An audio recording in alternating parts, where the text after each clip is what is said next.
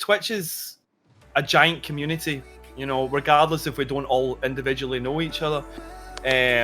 Knowing someone from somewhere else, that's how you build connections, and that's how you get yourself remembered in people's minds, because ultimately that's what we're all trying to do. You know, you want people to remember your start time of your stream, you know, and so in order to do that, you have to be memorable, and the only way to do that, really, to begin with, is to get talking to people, let them know who you are, build friendships, and that for me will be your bang for buck. Yeah.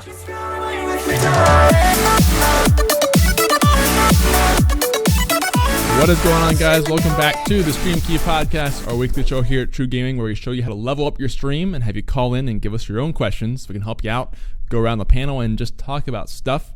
I have 3 guests with me online today, as usual. First of all, joining us for the very first time is Dogg Gaming, with 3 G's in there. That's always hard to find in Twitter. But how's it going? What's up, Dogg? I'm doing well. How's yourself? Thanks for having me on. Doing well, man. Thanks for coming on for the first time. I think you and Veli kind of know each other a little bit. Is that right? Yeah, we do. I have the pleasure of knowing Veli for a while now. Fantastic streamer, and recently we've started playing a lot of Siege together. A little bit of Siege, so looking forward to doing some more of that. Nice, awesome. I want to meet you a little bit more in a second here, since you're new on the show. But also joining us, we have MPI, Mr. Pure Instinct, for this somethingth time. Host of True Talk, by the way. How's it going, MPI? Good. How are you? Good, man. Thanks for coming on again. Appreciate that. Yeah. Thanks for having me for the whatever time. Yeah, the whatever time. We should celebrate. 5 or 6, maybe. Something like that. Whatever probably. Time. Celebration episode. Thanks, I guess. I don't know. Hooray! Claps in chat. Next up is Veli, back on once again for the somethingth time. Ooh, how you doing, Vel? I am real jacked up right now. I'm very excited. What's going on? How you doing? Good, man. Glad to hear real jacked up. That's what we like to see around here. I'm all jacked up on Mountain Dew. All right. It's going to be a good show, guys. So, for those of you who've not seen the show before, the way this works is the first 10 to 20 minutes or so is us covering streaming news. There's not a ton of it this week, but there is some things. And we're also going to meet Dogg here in the beginning.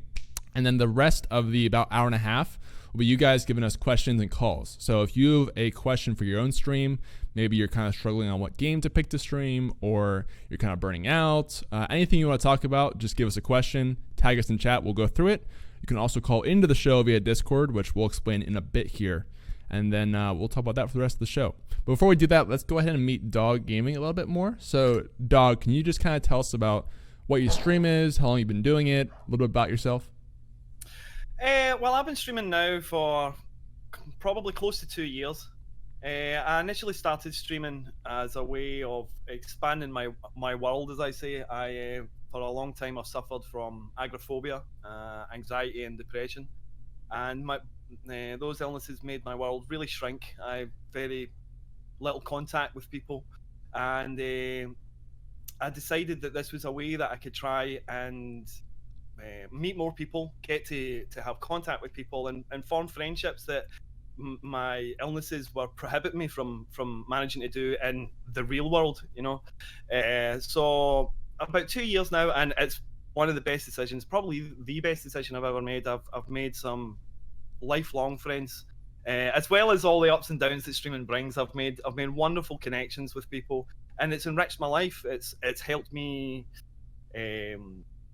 begin to tackle my illnesses, and I've recently began to get outside on my own, which when I started streaming was something that was, you know, a pie in the sky aim for me. But yeah, this is who I am. I mostly play first-person shooter games, although I do a bit of variety streaming. But my main game is Rainbow Six Siege, which for my sins. I'm completely addicted to it for my sins, and I question it every day, but I love it nonetheless. I feel like everyone is getting into Siege now. I don't know what it is, but everyone I talk to, I'm a Siege player. Love Siege. Playing so much Siege right now, so I guess. I've noticed that myself. I've been playing since beta, so, you know, before it released. I think I've got about 3,000 hours or approximately, and I've noticed, like, as you say, a lot of people are getting into it. It's great. It's fantastic to see it to grow, you know. So many more people getting involved means it's positive future for the game, which is only a good thing in my opinion. Yeah, for sure. I'm not sure like why that is that it's starting to get this big surge of interest. I don't know. You guys know Siege better than I do. Maybe they're doing more marketing or they've made some good balance changes or something for streamers. I don't know. I mean, I honestly, personally, I think there's a lack of really good first-person shooter games at the moment in the market, and I do think that's playing a big part. I mean, absolutely, the game's been growing. The pro scene has helped the game grow, and they're doing positive things to advertise it and push it into new markets. But I do feel that it's getting a lot of interest because it's very unique in the first-person shooter genre, and as I say, from my personal opinion, there's a real lack of good first-person shooter games at the moment. Yeah, and it's one of them. Right, and especially BR games, I feel like are kind of hitting their turning point where people are getting kind of sick of them. And even like Veli is a pretty good example of this because you were doing BRs for a while and then you moved to Siege, right? Yeah, like over a year I was doing BRs pretty much exclusively. Right. What kind of like pulled you to Siege? I'm just curious here. Not getting third partied by like a third team. You know what I mean? Like the kind of the single team versus one more team aspect, just like a kind of like a red versus blue or attack versus defend. It's just so much more polished than the battle royale right now, and it's just a lot less salt. A lot less salt. Right. But it's interesting how like that is kind of trending more than Overwatch or other similar games on Twitch. Right. Yeah, just something to talk about. If you guys play a lot of Siege, want to talk more about streaming Siege and why you think it's blowing up, please let us know. I'd love to have a call or a conversation about that. But cool. Good to meet you, Dogg. Thanks for giving a little introduction and background here. And you guys should know MPI pretty well and Vel because they've been on multiple times at this point. But real quick, you want to give a refresher about yourself, MPI?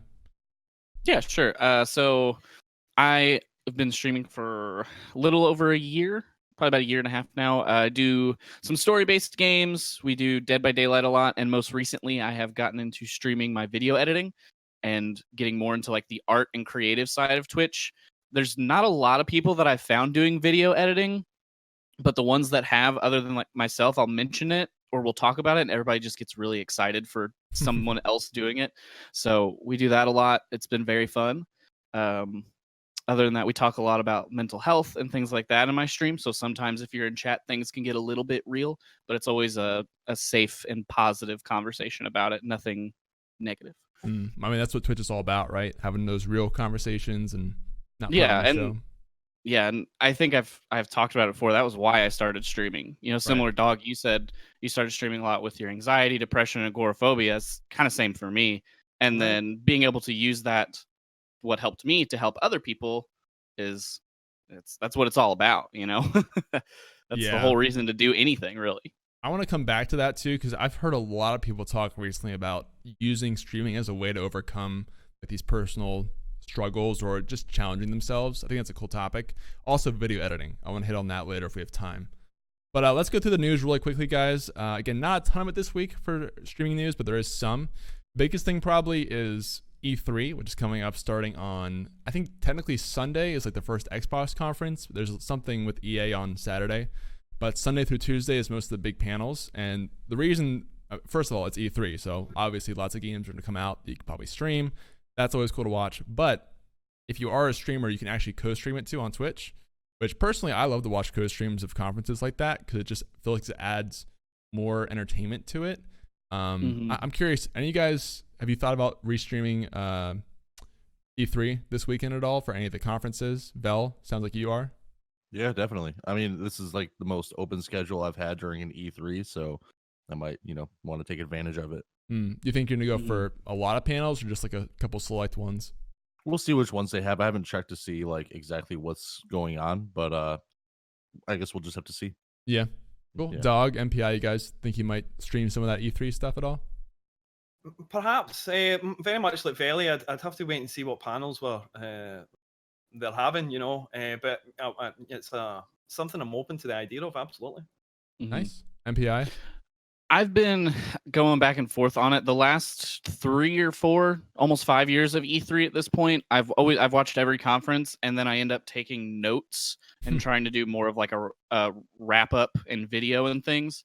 But that was really before I was streaming a lot. So now that I'm streaming, it's I'm still on the fence. Do I want to try to restream it instead, or do I want to stick with the get detailed, in-depth notes and do like recaps and things, especially with having True Talk, and then would be recap videos and things on YouTube, or even just more live talking about it afterwards. Mm-hmm.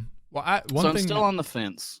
Yeah, I mean, you could probably do both of those things, still watch it live and take notes and do stuff later. One thing that's cool about this is I feel like I've seen kind of reaction videos blowing up a lot lately, or even live streams where streamers kind of live react to something, and then it's also good for YouTube content. And I feel like E3 is great for that because it's all these new games, especially if you're a fan of a big game that's been waiting forever to come out or something. That stuff's really cool for people to see. Are you guys interested in any certain games that are coming for E3, or looking for something maybe to stream later this year if it kind of comes out? Halo. Same here. Cyberpunk. Yes. Yes, I'm definitely. very interested in that. CD Projekt Red have got a fantastic history of making great games, so I'm very excited and very hopeful that it's going to be perhaps a game of the year. Yeah. So yeah. That'd be cool. I also heard rumors of Splinter Cell. That would be very, very cool. I want that to be like Ubisoft's surprise this year. Yeah, I want that to be their like, oh, and one more thing, and then just like the eyes light up and oh my god. Yes, that sound my body. That sound of the glasses like, going on. Yeah. Oh yes, exactly. I want it so bad. Yeah. We can dream. We can dream. I didn't realize I wanted it so badly until right now. That's the idea in my head, man. Yeah, but I'm sure there's gonna be a lot of cool stuff coming out at E3. I kind of agree with you, MPI. Halo, I'm really excited for that. I would definitely be streaming that later this year. I've heard we're getting Halo Infinite gameplay, so that'll be cool. We'll see. Yes. If you're watching and you want to talk about certain things at E3, if you want to co-stream it, again, you can call in and chat about that if you'd like. Second big piece of news was YouTube has banned younger minors from live streaming unless they're with an adult, which is kind of interesting. Now, I did some research into the terms of service, and technically, like, you're not even allowed to use YouTube unless you're 13 at all, which is interesting. And I guess they're banning accounts now that are found to be under that. But so this says younger minors is a direct quote, and I couldn't get like an exact detail on whether that means everyone under 18 or like in the younger range between 13 and 18. But from what I've seen, it's basically just anyone under 18 is the safe assumption, which is kind of interesting because that's different from Twitch. Do you guys have any thoughts on YouTube kind of stepping up that banning on minor activity for streaming on YouTube at all?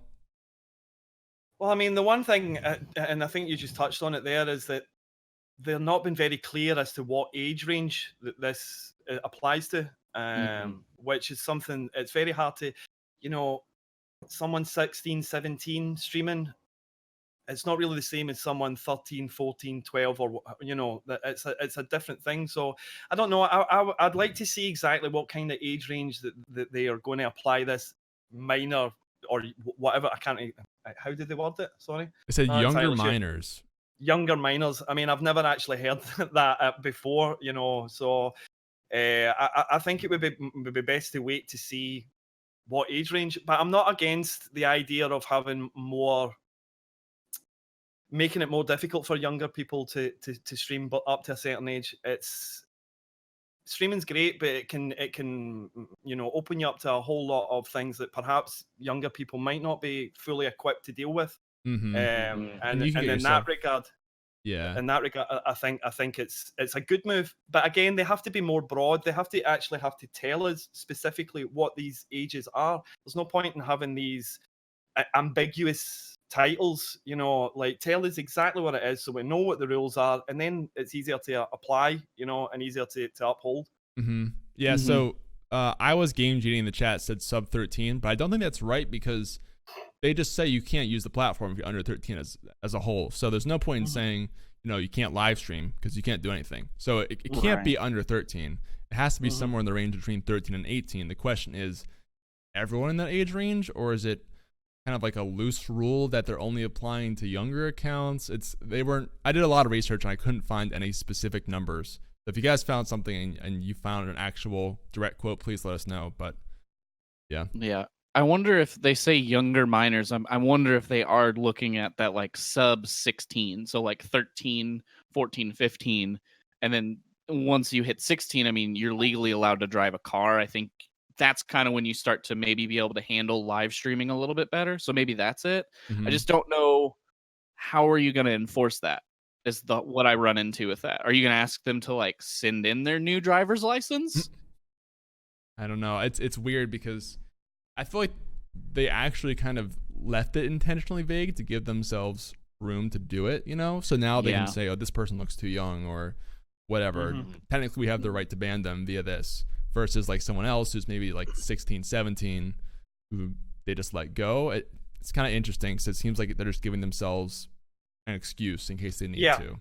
I agree. I think the ambiguity doesn't help the situation. You know, like if you give defined rules, then there's no wiggle room. You know, and I think you're right in the sense that the way that they've worded it is to give themselves wiggle room to deal with cases on an individual basis, which I don't know if that's entirely the best way to go about things. Yeah, I mean, from YouTube's perspective, it makes a lot of sense because it just gives them more control. But from a user perspective, that's very frustrating because if you're a 17, 16-year-old streamer, technically you could be banned at any point for streaming on there.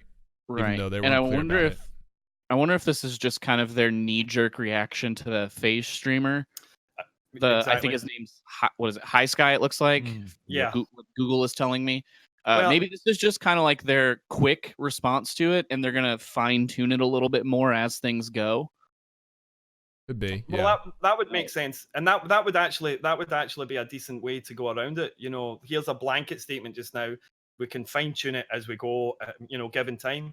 But again, the FaZe streamer raises it goes back to what MPI was saying. How are they going to enforce this? You know, like that younger streamer for FaZe themselves lied about the streamer's age to YouTube in order for them to be able to stream. You know, so how are they actually going to go about making sure that they can enforce this and that people aren't lying or aren't falsifying it, their way in? That's the difficulty here for them. I see it at the moment. Suzy QQ makes a good point too, saying that there's actually a lot of child labor stuff involving younger kids who play things like Fortnite.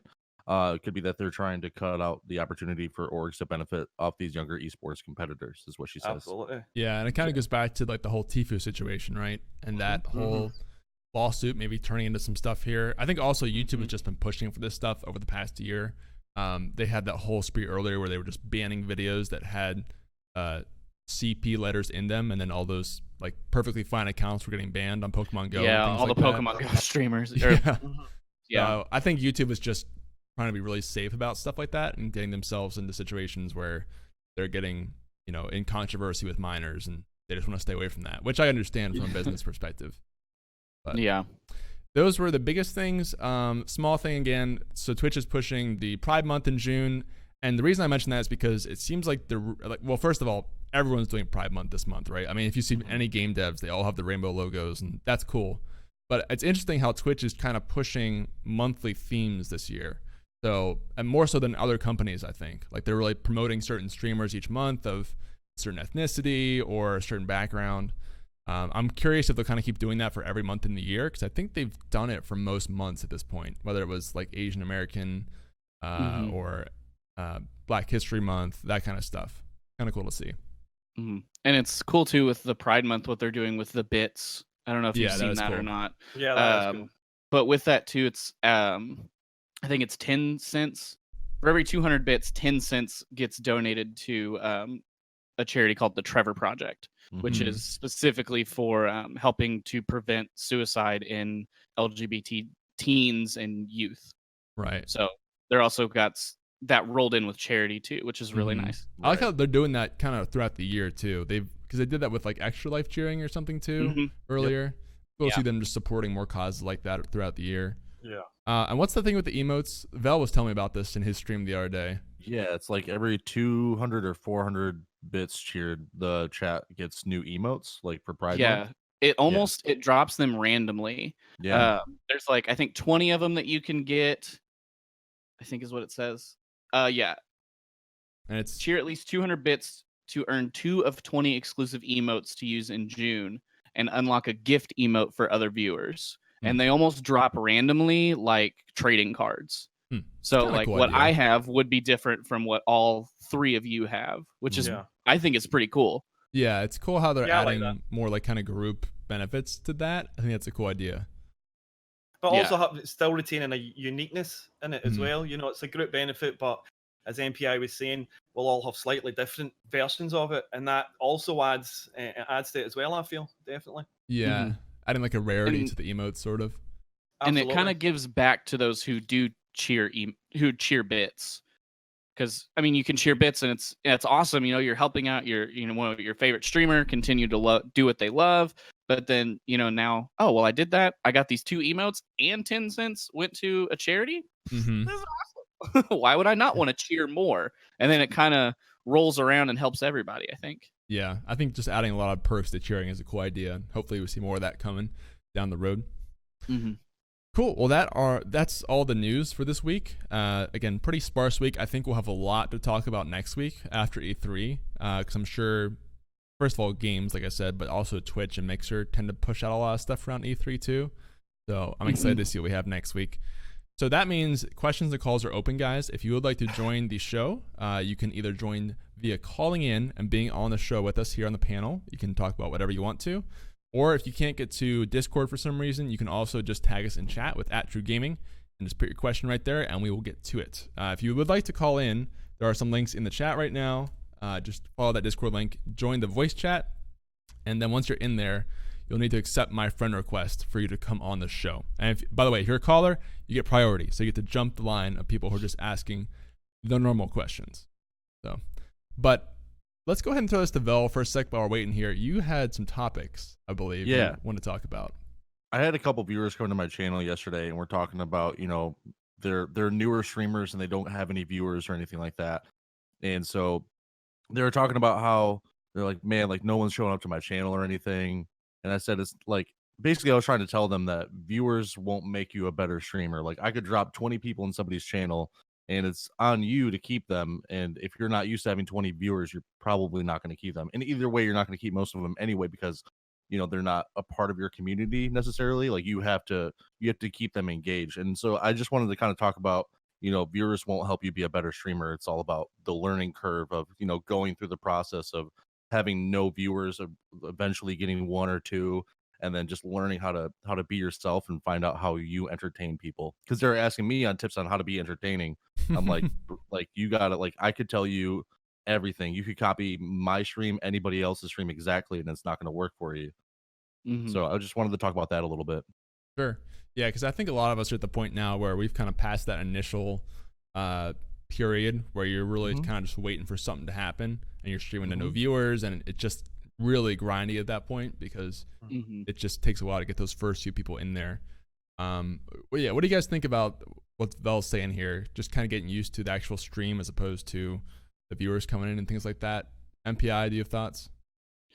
Yeah, I mean, I think exactly what you said is right, Valley, that viewers don't necessarily make you a better streamer. It might make it more fun for you to stream because you have that interaction, but that doesn't make you a good streamer. And there are plenty of streamers who maybe aren't the best streamer on the technical side of things or by what your standards are, but they have a lot of viewers.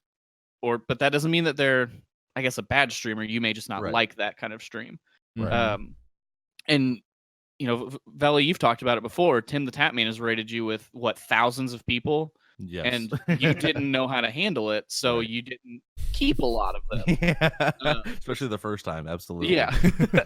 And I mean, that's fine. I probably would have done the same thing. But when you go, it's almost like different tiers of amount of viewers. Right. If you're not used to something like that, even if you think you're going to handle it perfectly, you're not going to handle it perfectly. Right. It would be like playing at a local bar for 4 people and then going to play Madison Square Garden the next night. Exactly. Like that show is going to freak you out. Yeah. So I think just having numbers, it just like with anything else, isn't what makes you a good streamer. And I do know that it's hard when you're starting out to see other people with a lot of viewers, and you could even have a better stream than theirs, and you're sitting there going, I'm better than that. Like, I'm better than that. Why is no one here? It takes time, man. You got to work at it. Nobody is not nobody, but most people aren't going to be an overnight success. Right. I think Twitch has something special there with kind of like the Twitch illusion. I think more than any other social media platform, where you have like, oh, that's so easy, I could do that, right? Like if you're on YouTube, there's a lot of these fancy, high polished videos that have like lots of After Effects motion and maybe like really good camera work. On Twitch, there's a lot of huge streams, like top level streams that are just gameplay and a camera, and it's a guy talking. And so you go, if you're new to Twitch, you come in there and you're thinking, this dude's literally just sitting here playing games with a webcam that he bought for $40. This is easy. And then you get into it, and you're like, I'm doing the exact same thing. Why isn't it now working?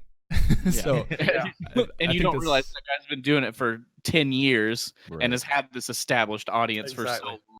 Yeah, for sure. And not only that, it started 10 years ago when Twitch was different from what it is now. You know, it was a quarter of the size. That's a big, exactly. That's a big thing. And back then, the meta to make it was just stream as much as possible. Be yourself, stream as much as you can, and you will eventually, through time, build an audience.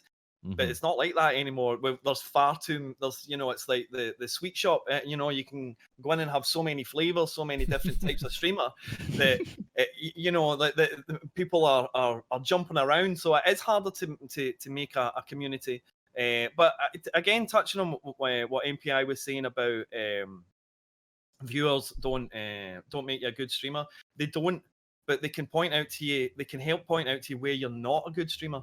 Like when you get that big number in, and you feel that pressure on you, and you're there in the spotlight now, you've had the light on all day, you've had the camera on, and then that big number arrives.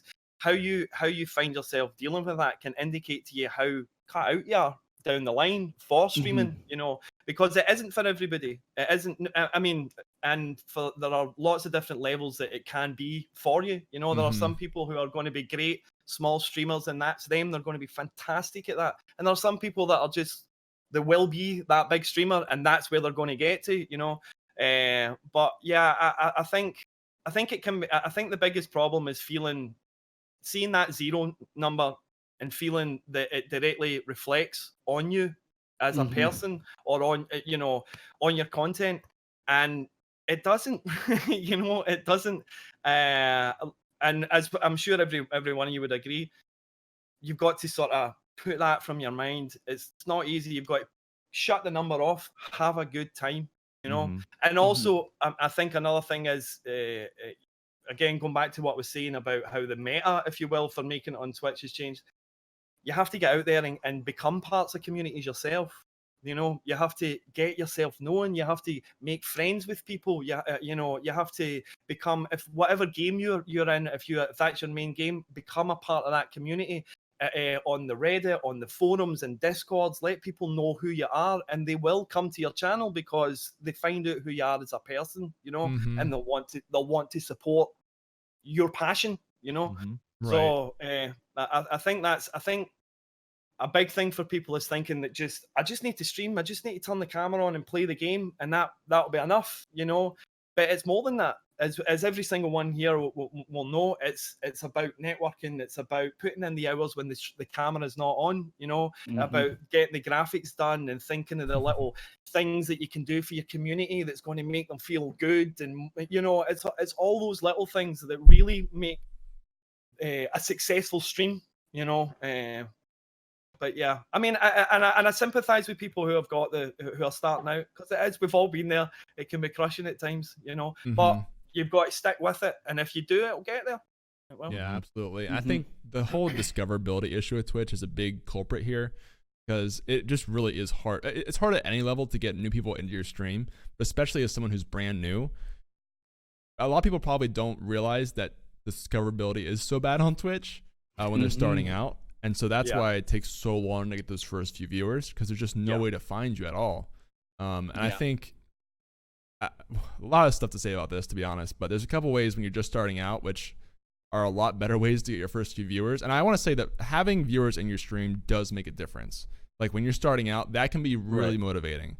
And like Val said, like it comes down to you enjoying the stream, but you shouldn't discount the fact that having even 1 to 2 people can make a huge difference on how you feel about the stream. So what I usually like to say to people about that though is, instead of just hitting stream and stream as much as you can, literally just ask people to come watch your stream, like good family friends or actual friends. Even if it's just like 2 people a day or something. That's a much faster way to start getting people into your stream than to try and like build this whole thing on Twitch or even like YouTube when you're starting out. That takes some time. So that's a great way to start, just feeling what the interaction of live streaming is about and really kind of get hooked on it. And then you can worry about growing and expanding later on after that. So yeah, there's a lot to say about that topic, I think, because new streaming is not easy for a lot of people. Right. Even though it might seem like it should be. I think it just keeps getting harder and harder because more people want to do it. Yes. Agreed.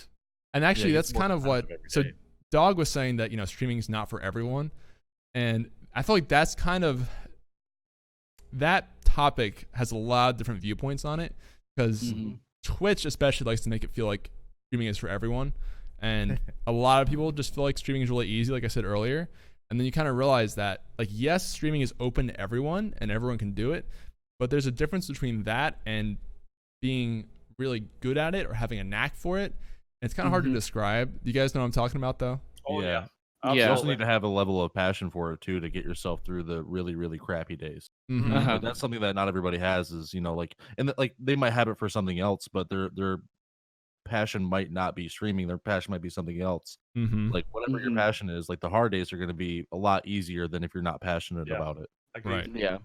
I think that knocks on to the idea of, a lot of people will be passionate about gaming or perhaps a specific game, and they think that streaming is just an extension of that, when in reality it's not. It's going to change how you approach that game. Being a full-time Siege streamer would be a lot different from me from just doing my Siege several times a week. It changes the way you interact with the game. You can find yourself stuck in playing a game that you might not enjoy after a while down the line, but you're stuck here. So I think some people might approach, or definitely approach streaming not fully understanding exactly what's involved. If you really want to make it, you have to approach this like you would a job.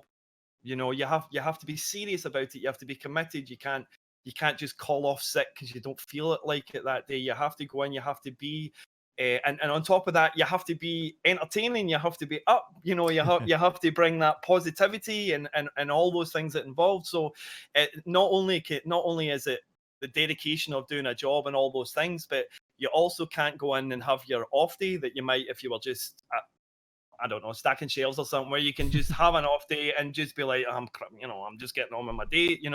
You still have to be that personality that you're going to be on stream. So it's not as easy as it looks. I think it's what I'm trying to say. Yeah, and I think. You can go ahead, MPI. I think what you said, that people start and they don't really know what it's all about or what all it's going to take. I think just like any other thing that you're going to start, you should research it a little bit more in depth than you would something else. Like maybe talk to friends you have that stream and have been doing it for a while and say, hey, I'm going to start this. Give me the rundown on what to expect. And not just, I have a gaming PC. OBS is free. I'm going to hit go. And then just kind of be like, I have no idea what I'm doing. Like you didn't hop in a car and just drive down the freeway. You learned how to drive. Or same thing with walking, a bike, anything else. You learn over time and have to you have to search for it a little bit. Yeah.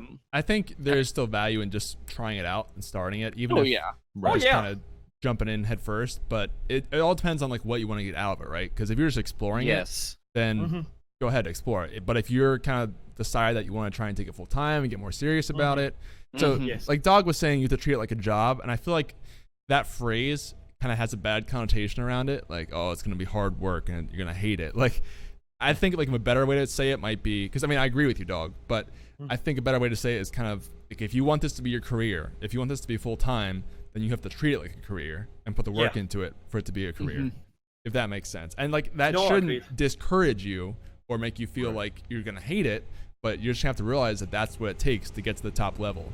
Yeah, That should like drive absolutely. you almost. Exactly, and if it doesn't, then you've answered your own question as to whether streaming as a full time or a job or part, for earning money, it's not for you, So yeah, I agree, and you've worded it better than there, because there is negative connotations around treat things like a job, So yeah, I agree. Right. I agree. I mean, I like to compare it to like stand-up comedy almost, because you hear about comedians going out and bombing for 2 years, just trying to go to shows and just see what's funny, and like they are not funny for a very long time. And then eventually, if they keep pushing through and they keep at it, some of them end up being successful with it, and they start growing an actual following and doing really well with themselves. So it's just like that. It's just like you have to go out and bomb for a little bit with no viewers, and you'll see viewers come through and then they'll leave, and you gotta try to prove them wrong in the long term. You know what I mean? You gotta try to let them realize that like maybe you weren't the best entertainer then, but you're growing and you're very passionate about it and you're going somewhere. Yeah, having a long-term mindset helps a lot with that too. Not being so worried about this stream or this month as opposed to where you're going to be going. Right. You almost have to have a chip on your shoulder on like proving people wrong sometimes, just to help you get through it a little bit on those really rough days. Like, man, like I know there's something here, and some people aren't realizing it, but I'm going to prove them wrong, and like that's going to help you get through the day. Yeah, awesome stuff. We've gone a long way on this topic, so I'm going to bring it back a little bit. We have a caller actually. Yes. Tyler is Green is going to be joining us for the first time on the show, so I will go ahead and get him added in here really quick. It's got like a hippie buses icon. Very, very interesting icon there. Tyler? It's still ringing, I think. Tyler, you there? Yes, sir. Hey, how's it going, man? Hey, good. Welcome to the show. Thanks for calling in. Hey, thanks for having me. Long-time listener, first-time caller. Awesome stuff, man. What do you want to talk about in the show today? Really, I've been struggling here lately. I'm very I like to look at my channel and dive deep within myself, and just kind of had a question for everyone. What's one thing you believe you could be doing better? I like to have sort of a self-analysis about myself, and usually hearing things from other people that have been doing it a while helps me come up with ideas. So is there anything Vel or MPI or any of the other people that could give me some advice? What's one thing you could be doing better? Yeah, so one thing I think I could be doing better is like when you do start having more chat, I'm very used to reading literally everything out loud. And when people are having conversations amongst themselves within chat and they're not necessarily talking directly to me, I'm trying to be better about not reading those out loud, because one, it breaks away from my current thought process, and it doesn't have anything to do with me. So what it does is it slows me down as far as keeping my stream going. And if they're not really talking to me in the first place, like I don't necessarily need to read that out loud. So in order to keep away from reading those out and having a break in my thought process, I'm trying to analyze like what they're saying first before I read it out loud, and that way they can have their sidebar conversation and I can keep my stream going. Yeah, that's a really good one. MPI, are you thinking through anything that you need to improve these days? Yeah, I think I could probably be doing more outside of my stream. Just like more social media posts beyond just like a tweet here and there. So like more highlights, or even uploading my own things to YouTube. We were talking about how I've been doing video editing, and I edit a lot of things for other streamers who have given me clips, and they're either montages, highlights, whatever it is. And then I do that, and by the time I'm done with that and my own stream, I just don't want to touch anything else. So I don't make enough of my own content outside of my live stream to put up on YouTube or my Instagram account, things like that. So I think outside of being live, I could be doing more to help promote myself. Yeah, so kind of repurposing more platforms and expanding beyond what you're doing. Yeah. Gotcha. Very cool. Dogg, do you have any thoughts on this topic? Well, a little bit of similar to MPI. I really feel that I should be doing more on social media and stuff like that. But also an issue for me is I find myself very quiet on the Discords that I'm in, or when I go into people's chats on stream. I know that it's tied to my own anxiety, you know, which is a major stumbling block for me. But I would like to be able, I would like to be more vocal and interact more on Discord, and when I go into other streamers' channels, to actually take part more in the chat. I find myself clamming up a lot, and it's counterproductive, you know. But certainly for me, being more active on Discords and chat and building more connections, you know, just everyday ones with people. So yeah. Trying to put more time with that networking, basically. Yeah, I mean, I don't know. Networking is kind of one of those words when I'm a bit like, do Buzzword you know what I for mean? sure, yeah. Yeah, it's a buzzword, but and it can have sort of different connotations, you know. Yes. I want to, I mean, and I'm not, you know, whatever people take from networking absolutely was what they right to take from it, but I want to make more connections. You know, networking at times can feel like there's a superficialness to it, you know. Oh, I know them and they know that, you know, but to be able to build, and that's why I say Discords, because I think when you're in communities and you're on Discords, that's where you get a lot of the everyday life conversations that you get with people, you know, where you can build up you know, those connections where, oh, you're both into, you know, this particular movie, or, you know, you both went and seen this band, you know, and it builds up a real connection with people, you know. And so, yeah, that's definitely why I want to sort of focus more on that. But yeah, networking, for lack of a better word, yeah, for sure. One thing I'll say about this is kind of something I've been thinking through lately, which is less of like one thing that needs to get better as much as sort of an overall mentality. So I saw this video from a guy called Skyline the other day who was talking about, you want to get really good. So he was using Overwatch as an example, but it uses anything basically in real life. You need to think about like your ultimate goal of where you want to get. And sometimes like it's really easy to get caught up in short-term things that'll work, but then down the road, they're not going to work so well for you. So maybe you pick like a smaller game or something that is good viewership for now, and it's kind of working, so you milk it. But later on, you're going to get burnt out of that game, or it's going to die or something. So he kind of made me think about this a lot more of like, is what I'm doing right now going to benefit me even at the top level, or am I kind of going to be losing time long term? So that's kind of like, for example, why I moved away from Smash with my stream, is because like I love Smash right now. I think it's great for streaming. There's a lot of viewership there, but I know a year down the road, I'm not going to want to play Smash. No one's going to be watching Smash, and a lot of that will be lost time.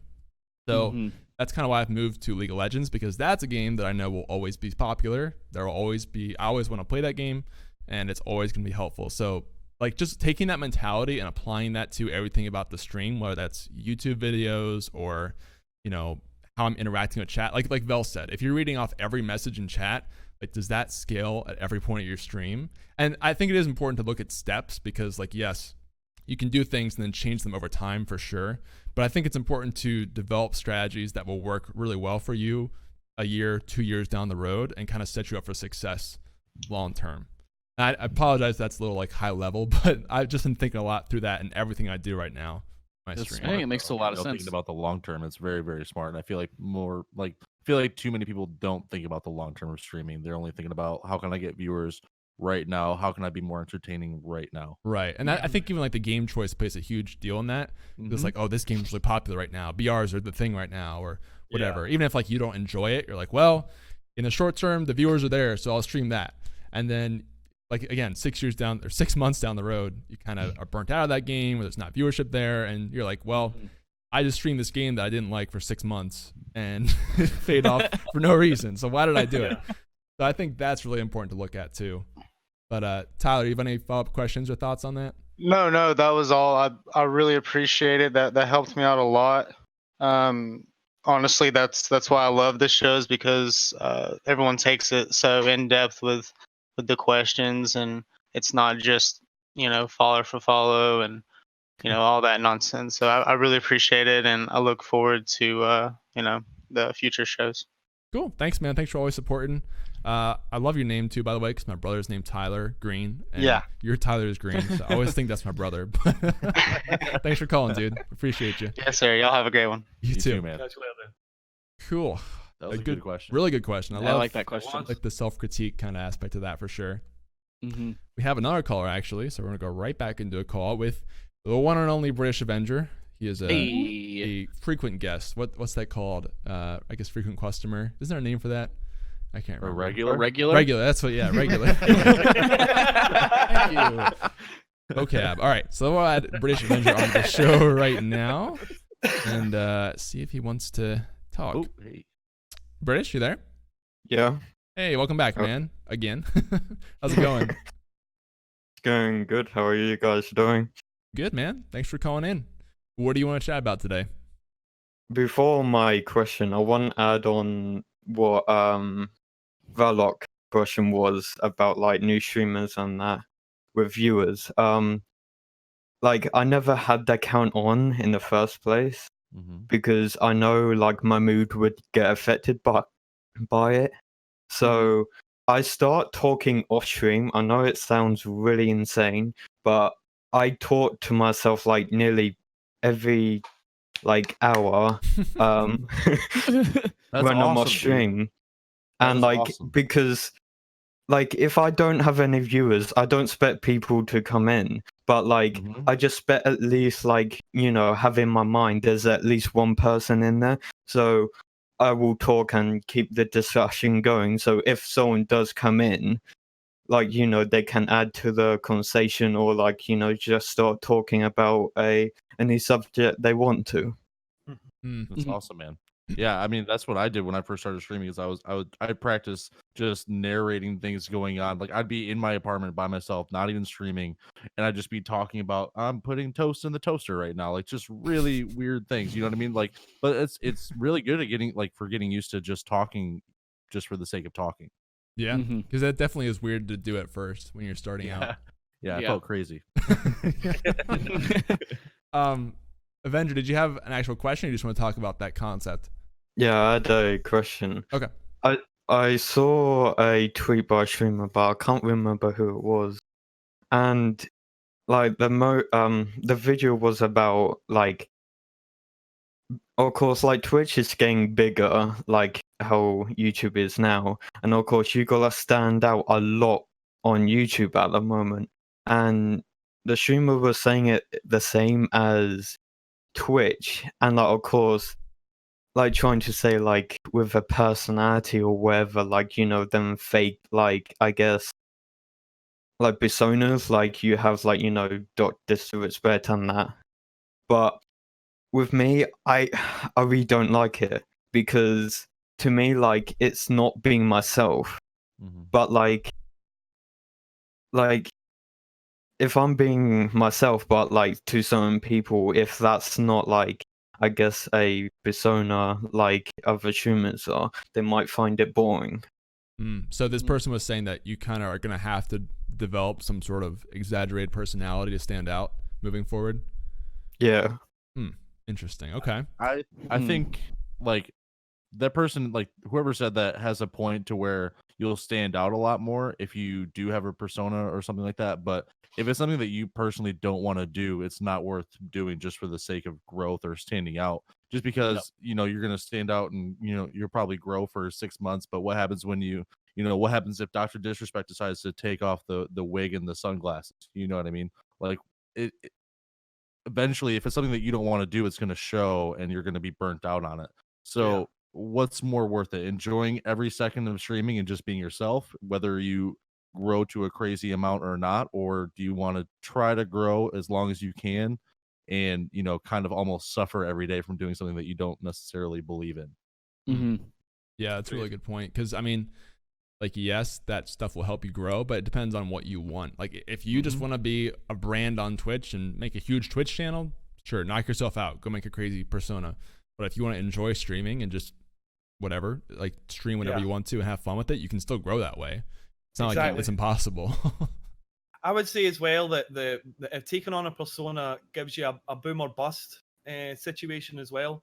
Yes, you could blow up, your persona can blow up and be huge, the Dr. Disrespect thing, but at the same time, your persona could blow up and then people could get bored of it because they know it's a persona, you know, and now all you're known for is that persona, but they're not interested anymore, you know. And so in that regard, yeah, it could blow you up, but it could also only help you a little bit and then be a millstone around your neck, you know. And again, you know, the idea of to do the persona, it'd have to be something that you're happy to do yourself. You know, the 6, 7, 8 months of pretending to be someone that you don't like, that's you know, that's mental torture that you're putting yourself through, you know. And in that regard, nothing's worth it. You know, in that regard, there's nothing that's worth that in the long run. So I would say, you know, if it's not for you, Avenger, if that's not who you are, then don't force yourself to be that for other people. Yeah. Your stream is about you. You are good enough and entertaining enough to be a popular Twitch streamer. You know, you know, and if you do decide to do something gimmicky, then that's cool, you know. But if it's not something that you want to do, I wouldn't force myself into doing something like that, and the vain hope that it might eventually make me the next Doctor Disrespect. Do you know what I mean? Yeah, I relate this back to what I was talking about previously too, with looking at your stream long term. Like in the short term, a gimmick is like that is definitely going to help you get more attention on yourself. But look down a year, 2 years, 5 years. Are you going to be able to still do that and enjoy it? Or are you going to hate yourself for having locked yourself into that brand? I think even if you look back at Dr. Disrespect's history, he actually, I don't know if you guys know this, he tried to do that a few times as that persona and quit because for whatever reason, he tried like a number of times on YouTube, I think even on Twitch, and just took these breaks because it wasn't working or maybe he was burnt out or something. And it's working for him now, obviously. But I think he's also just the kind of guy who loves to do that and put on a show. Whereas, like, if that's not you, don't feel like you have to do that to be able to grow. Because there's plenty of examples of people who've grown with little to no persona at all. They're just entertainers by themselves, you know? They're not doing anything fancy. I think of, like, the Soda Pop in, the Summit. Like, there's nothing super gimmicky about them, right? They've been there a long time. They put in the time to grow on that platform, and it paid off eventually. MPI, you have any thoughts on this?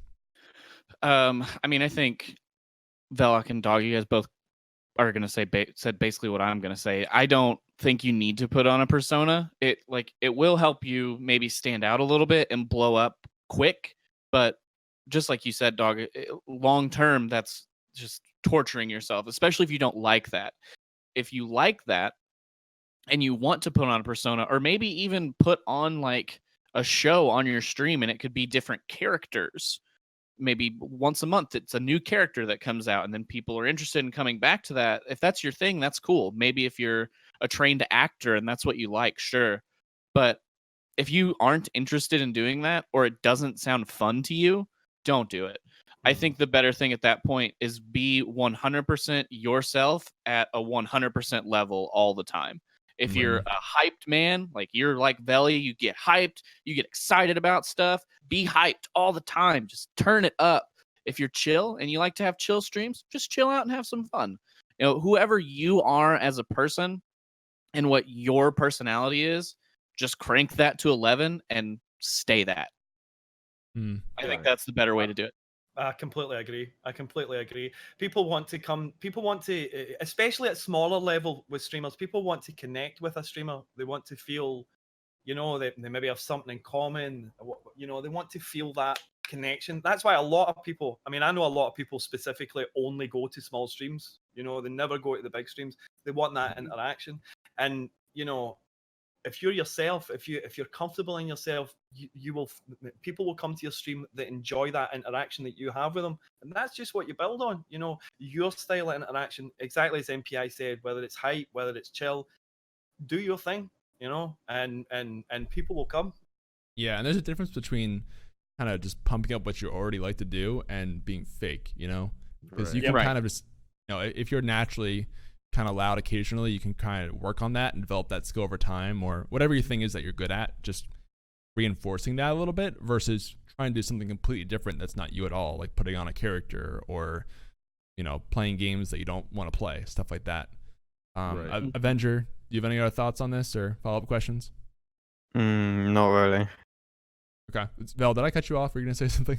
I just wanted to just throw in like the last like little bit, just like if anybody has any intention to do anything for the sake of, you know, this will help me grow faster, that might not be the best option. You know what I mean? Like fast growth, like it is appealing, like it sounds great, but you know, slow, steady growth is still growth. And Mhm. if like this, like if it is slow, steady growth, those people are building those relationships with you, as opposed to people Yeah. showing up immediately and not getting a chance to actually meet you. You know what I mean? Mhm. And actually get a chance to like connect with you. So Yeah. I'm a huge advocate for slow and steady. You know what I mean? It's like the tortoise versus the hare on Twitch for me. Like I'm totally cool with just grinding it out, playing the slow game and just doing my thing. Yeah. Yeah. And I Build a think foundation. Yeah. Yeah. and I Mhm. think that pays off way more too.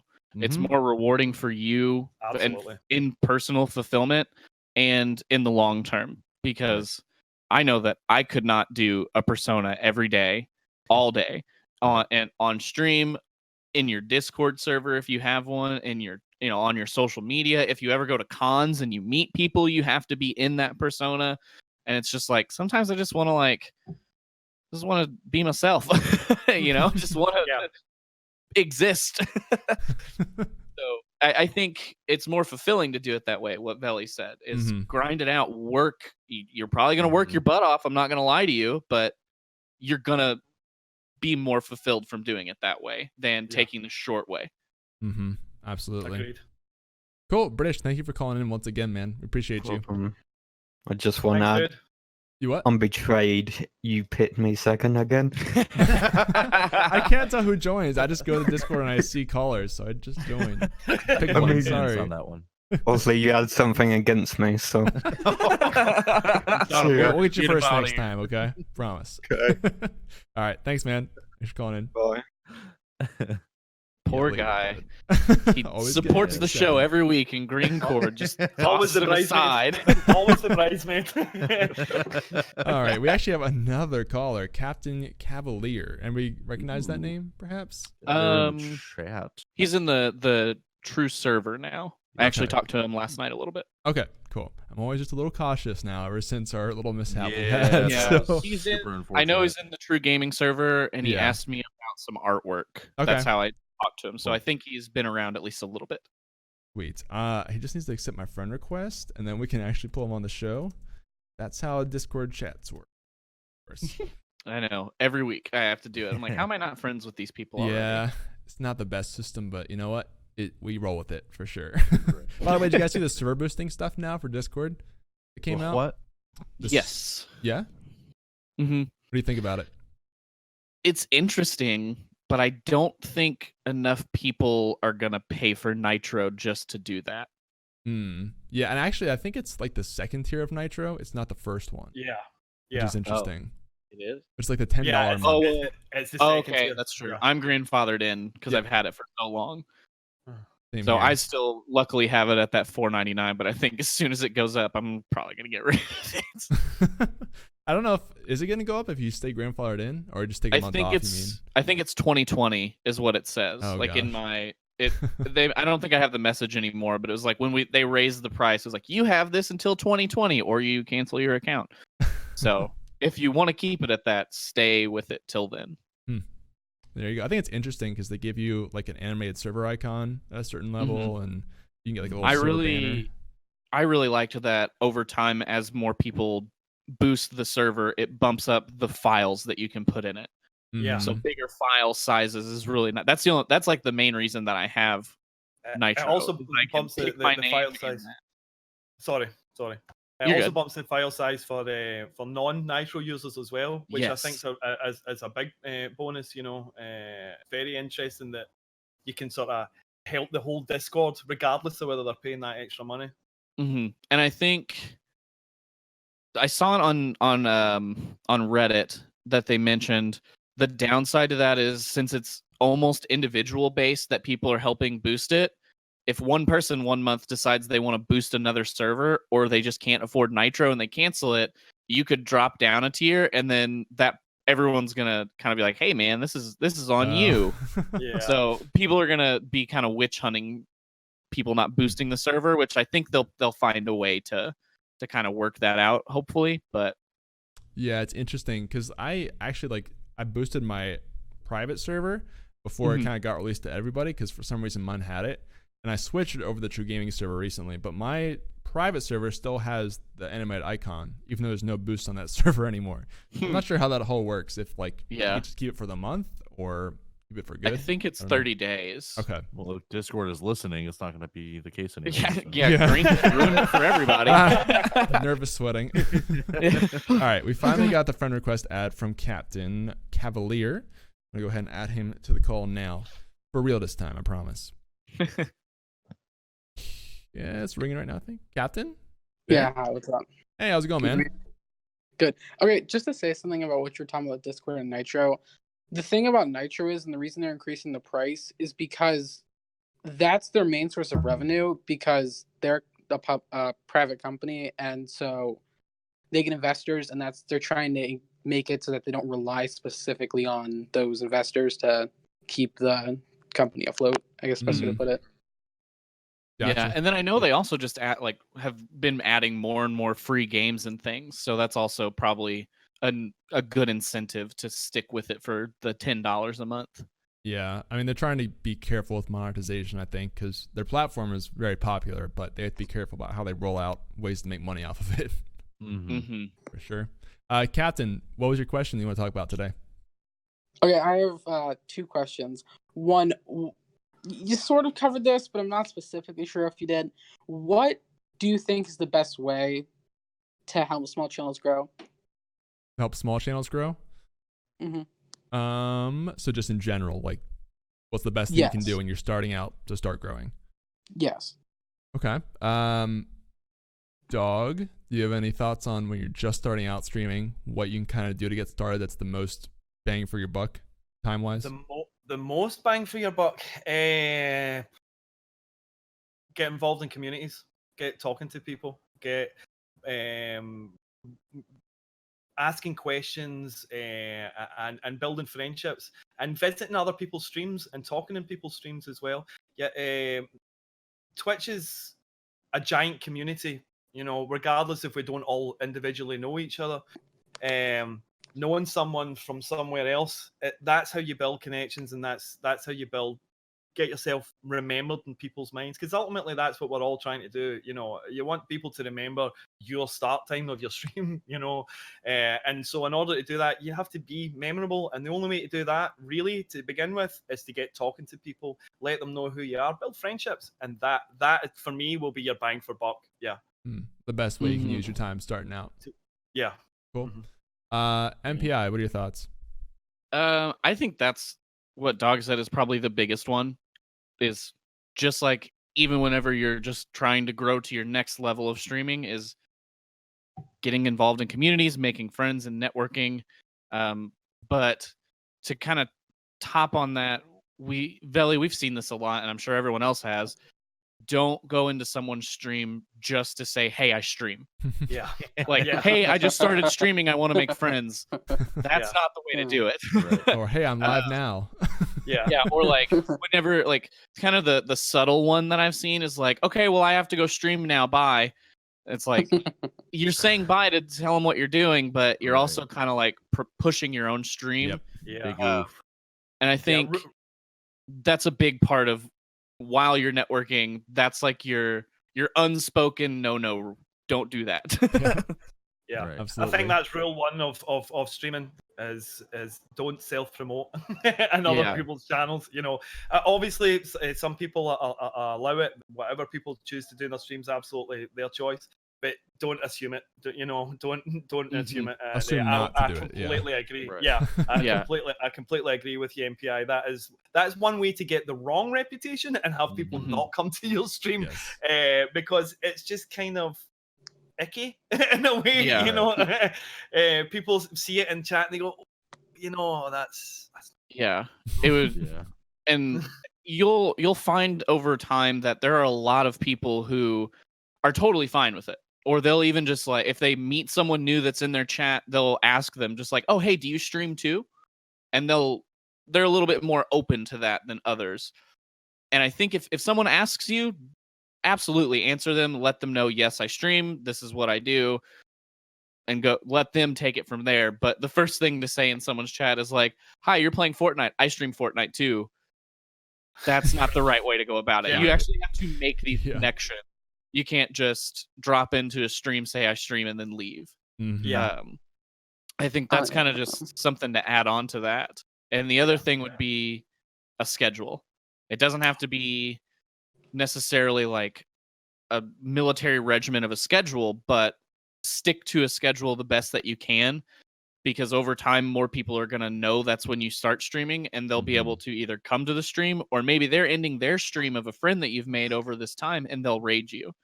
It's kind of like a TV show. We all know when CSI is on. If you're a CSI fan, you're always there. Or Jeopardy, you know when Jeopardy's on, so you watch it at that time. And if it moves times and they don't tell you, you're not going to be able to watch it. So I think sticking to that schedule is something that helps too, even if it's maybe not as much as you would like to. 1 day a week. So if you're, 1 day a week at 8 p.m. on Monday, I always stream for 2 hours. That's a start. That's a lot of shows, to be honest. Jeopardy, whatever. Yeah, Jeopardy, if that's all you can do, that's all you can I do. think we're all watching Jeopardy, or we were all watching Jeopardy until James lost. Yeah, it's very sad. Spoilers. Wow, it's been known for a while. Yeah. Look, it's like Endgame. You have a certain amount of time until someone can tell you. Yeah, basically. Vel, when you're starting out as a streamer, what do you think is the best thing you can do? Okay, so I think what they both said like are really, really like probably the biggest things that you can do. You know, like don't self-promote, network a lot, make those connections and everything. I think one of the things that you could do, especially when you're like super low on the directory, is make sure that your overlay looks nicer than other people's overlays. You know what I mean? Try to at least be more appealing to the other people around the same area as you. Like I like to make sure that I keep like that I take up a certain percentage of my camera, because if your camera is like so big but you only take up like 10% of it, you're just like way like 10 feet back or something like that. Like that's not a very good look. You know what I mean? If you have like a certain presence in your camera, it just looks a lot better, having a much cleaner overlay, maybe with some colors that pop a little bit more. Like that's why I chose to do the blue and yellow instead of, I think it just had blue originally. There's certain things you can do to just kind of catch people's eye a little bit better and make it look a little bit more clean and professional. That way you stand out, at least at first glance, above other streamers. Yeah, it's a good underrated tip. I remember when Vel started out, webcam was like his face, just the entire thing. Yeah. I mean, who doesn't want to see that face close up? Yeah. I think too, kind of on that, the overlay thing is, if you don't have a green screen, don't take me as the perfect example. Try to have a cool background. Keep something back there. Build a set. I mean, my room is a mess right now because I'm still in the middle of doing it, but behind me, I've built a set. Yeah. Hey, your background looks really nice. I have like some Android figures. I have old game consoles. I have camera equipment, because that's what the other things that I do. So having something in your background that looks nice or is a green screen is very helpful, I think, with those overlays. Look like you're put together. Yeah. Pro tip: don't overdo the overlay. Yeah. Oh yeah. Don't. People want to see the game as well. And again, touching on what Velvet was saying about the camera. Yes, have your camera a good size, but again, don't be taking up 25% of your screen with your face. Regardless of how good looking you may or may not be, people still want to see the game and the stuff. And I agree, MPI, absolutely.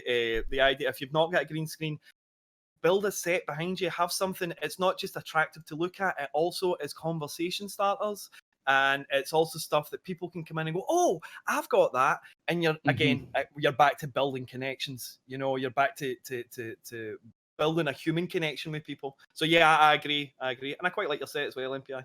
Yeah, thank you. Nice. It's still in the midst of being done, but I love these zooms on Vel, by the way. That stuff's great.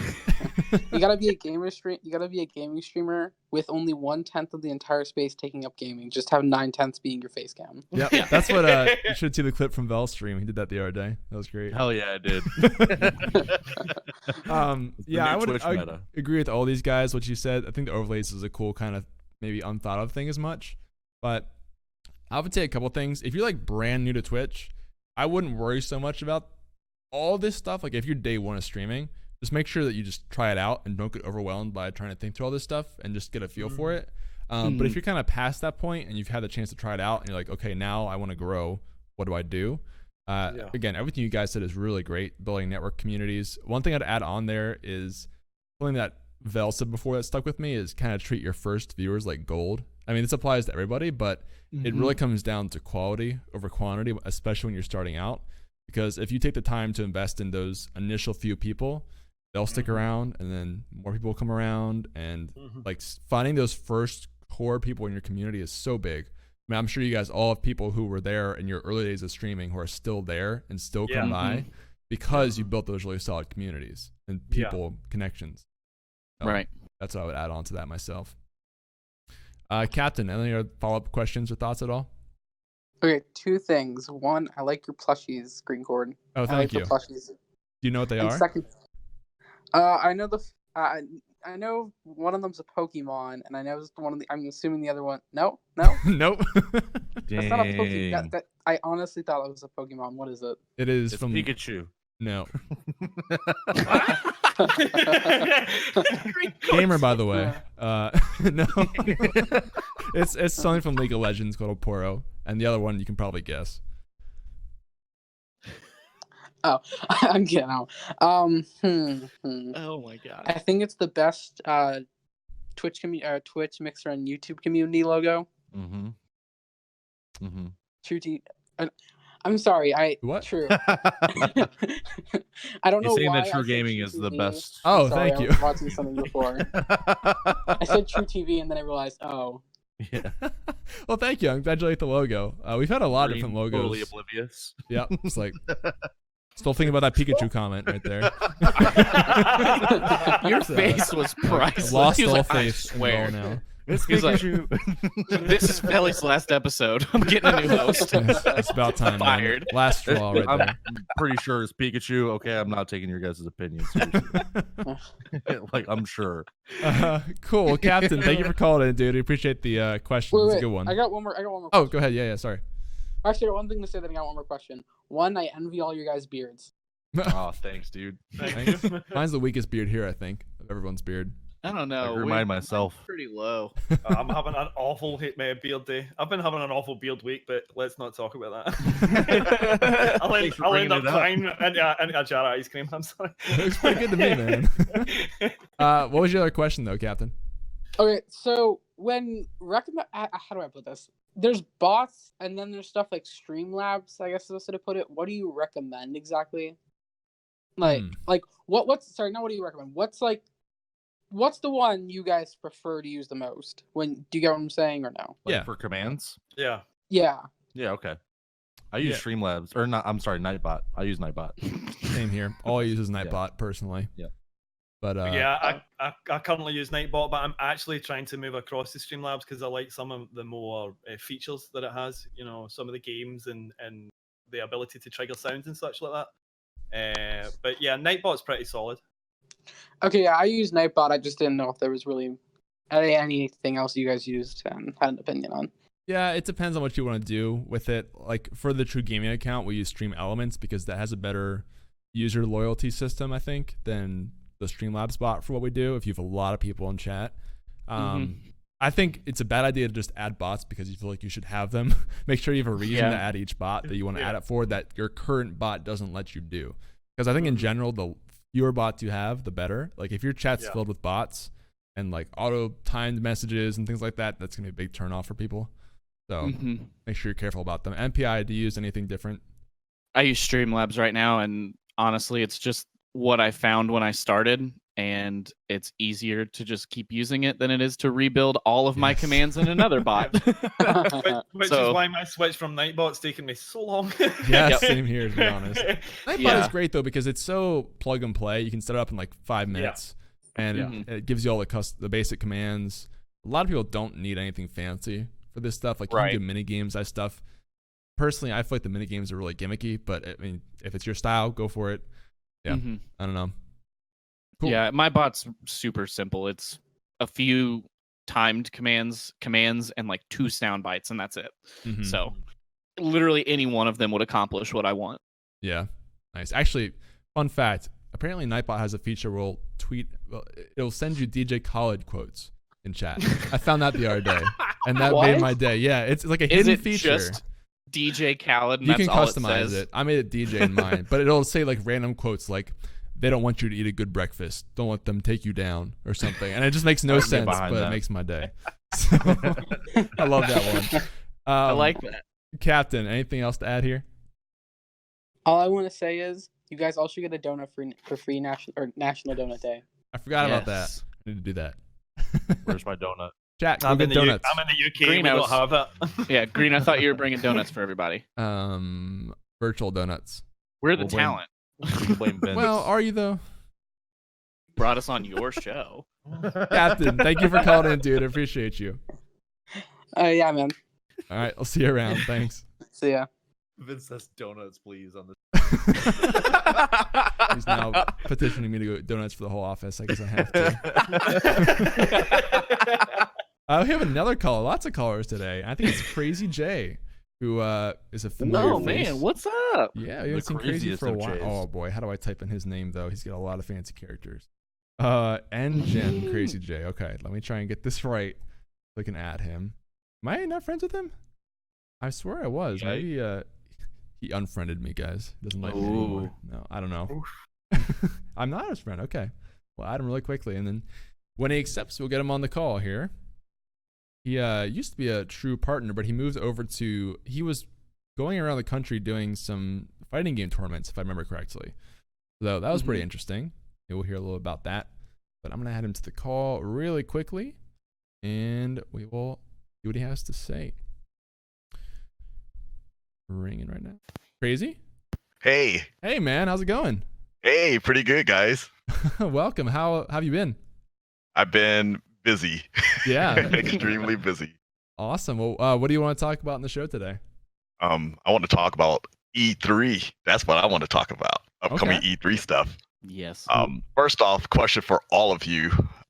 What is the game that you are looking most forward to at E3 this year?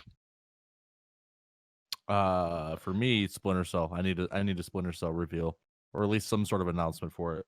Yeah, Splinter Cell's always been a good title. Always been Yeah. Halo. Can't go wrong with that. Can't go wrong with Halo. Yeah. My kid is here and he's like, Dad, are they going to show Halo? Are they going to show Halo? Are they going to show Halo? And I'm like, I don't know what they're going to show. But, with Microsoft being the only first party company there, I have a feeling that Halo Infinite will be shown as well as Gears and some of the Yeah. other titles as well. So I've heard we are going to see Halo Infinite gameplay. I'm a little bit concerned. So I'm a huge fan of Halo Reach, which is coming out soon. So that's Me the too. Halo game I'm excited for. Me too. Infinite, I just hope they don't rush Infinite because I feel like the other Halo games were kind of rushed and not as good. We'll see. Actually, the game that I'm kind of the most excited to see is the sequel to Ori and the Blind Forest, which is Yes, Ori and Will of the Wisps. I Yes. suspect we'll see something probably at E3 for that. So I'm excited for that. But Yeah, that's going to be a good one. Dogg That's mentioned Cyberpunk earlier. Cyberpunk, yeah, I'm very excited for that. Yeah. Yeah, you had great taste, dude. I'll say that right now. That is a big title that I hope that who is that CD Projekt? Yep. That's right. Who does yeah. that? Yeah, they put out some excellent titles, so I hope that it lives up to the expectations. Myself, believe it or not, I want to see Cuphead, the Delicious Last Course DLC. I want to see it in action. Oh man. That Cuphead game. is a hard game. It's a phenomenal game, and I'm excited to see it. I really want to see it. And besides that, I want to see more Last of Us 2, but who knows what Sony is even going to show anything there at all. You know what I mean? Because they're not there. Yeah, that was really interesting that they're not there. MPI, you've struggled through Cuphead, it sounds like. Yeah, it's just a hard game. It was Yeah. cool though. I loved the art style more than anything. Agreed. I loved Yeah. it. It was such a cool style. Yeah, definitely agree with that. Music as well. Now, I will say this. Mhm. If my 8-year-old could beat Cuphead, you guys could beat Cuphead. I mean, So- I don't doubt I've got the technical ability to do it. I just don't think I've got the patience. That's what it comes down to Yeah. is the patience. Mental stamina. 100%, I agree with that. I I agree with that. really can't afford to keep buying joypads. True. Crazy, would you be streaming the Cuphead DLC if that comes out? Oh yeah. Nice. Oh yeah. I will be streaming. I've been competing quite a bit. My first tournament, I actually took first place. Oh wow, Oh, congrats. Nice, man. Congratulations. Thank Well you. done. Thank you. And then I went to Chicago, and out of 250 people, I took 25th. Very hard competition, very very hard. Other than that, like I said before, I've just been really really busy with life and taking care of things and whatnot. And I saw that you guys were having this podcast, and I wanted to drop in and say hi to you guys. It's been a long time. It has been a Yeah, bit, man. man. I've been thinking about you guys. I haven't forgot about you guys at all. I just been busy. Awesome, dude. Thank you so much for calling in. It's good to hear from you again. Hey, no problem, no problem. And one other thing, because I know you guys were talking about starting the stream and starting small. Mm-hmm. One thing that I would like to add to that, social media is your friend, 100%, guys. I will say this day in and day out. Use hashtags. Use whatever games you're playing, because I mean I found so many people that way. So, for instance, like Overwatch. If you're playing Overwatch, do hashtag Overwatch. People will actually see that, hey, you're a streamer, you're playing Overwatch. Yep. I would like to go ahead and visit this person's channel, and then that's how you And grow. you're talking Instagram in particular, because you're kind of the king of Instagram when I was working with you. Is that correct? Yes, Instagram and Twitter. A lot of Twitter now. Okay. A lot of Twitter. I just But- remembered Selfie Game was very strong back when I made a lot of podcast promos with you. So yeah. Yep, yep, Just but- to touch a little on what you're saying there, Crazy J, absolutely. Hashtags. Oh, put that up over here. Can you? Interesting. Oh, there we go. Sorry about that. Hang on. Hashtags on Twitter, Yep. Instagram, you can absolutely spam that stuff, but it can be really off-putting for people to see tweets that have got 10, 15 hashtags in it. I know myself, it's very sort of, so using hashtags, but learning not to overuse them, I think is Exactly. really important. Exactly. Mhm. And make sure you just keep the grinding up, guys. Don't give up. That's another thing, is that don't give up. I mean, there's going to be bad days, there's going to be good days. You're going to have days where you have maybe 20 people. There's going to be days that you're going to have maybe only 3 people, but do not stop grinding. Whatever you do, keep the grind going.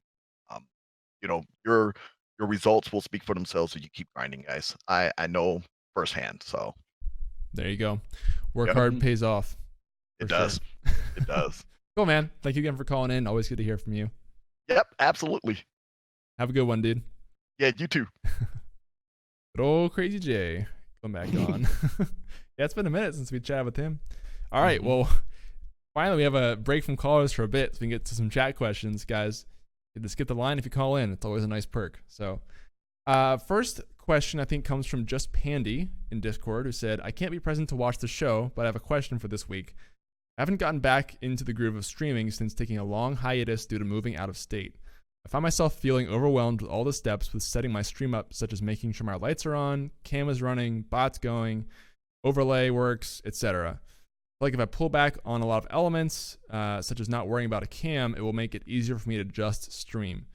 I used to stream way back when streams were more bare bones, and I still enjoy that aesthetic. Do you think this could detriment my growth? Interesting concept. So this person's getting overwhelmed by all the features on the stream and kind of wants to just revert back to very simple streaming. What do you guys think about this? Throw this to Vel first. I mean, if it's one of those things where like you're getting overwhelmed by the amount of like things you have for production, maybe, I mean, I'm assuming that it's not just now that it's been too much. It's probably been too much even when you had everything still set up.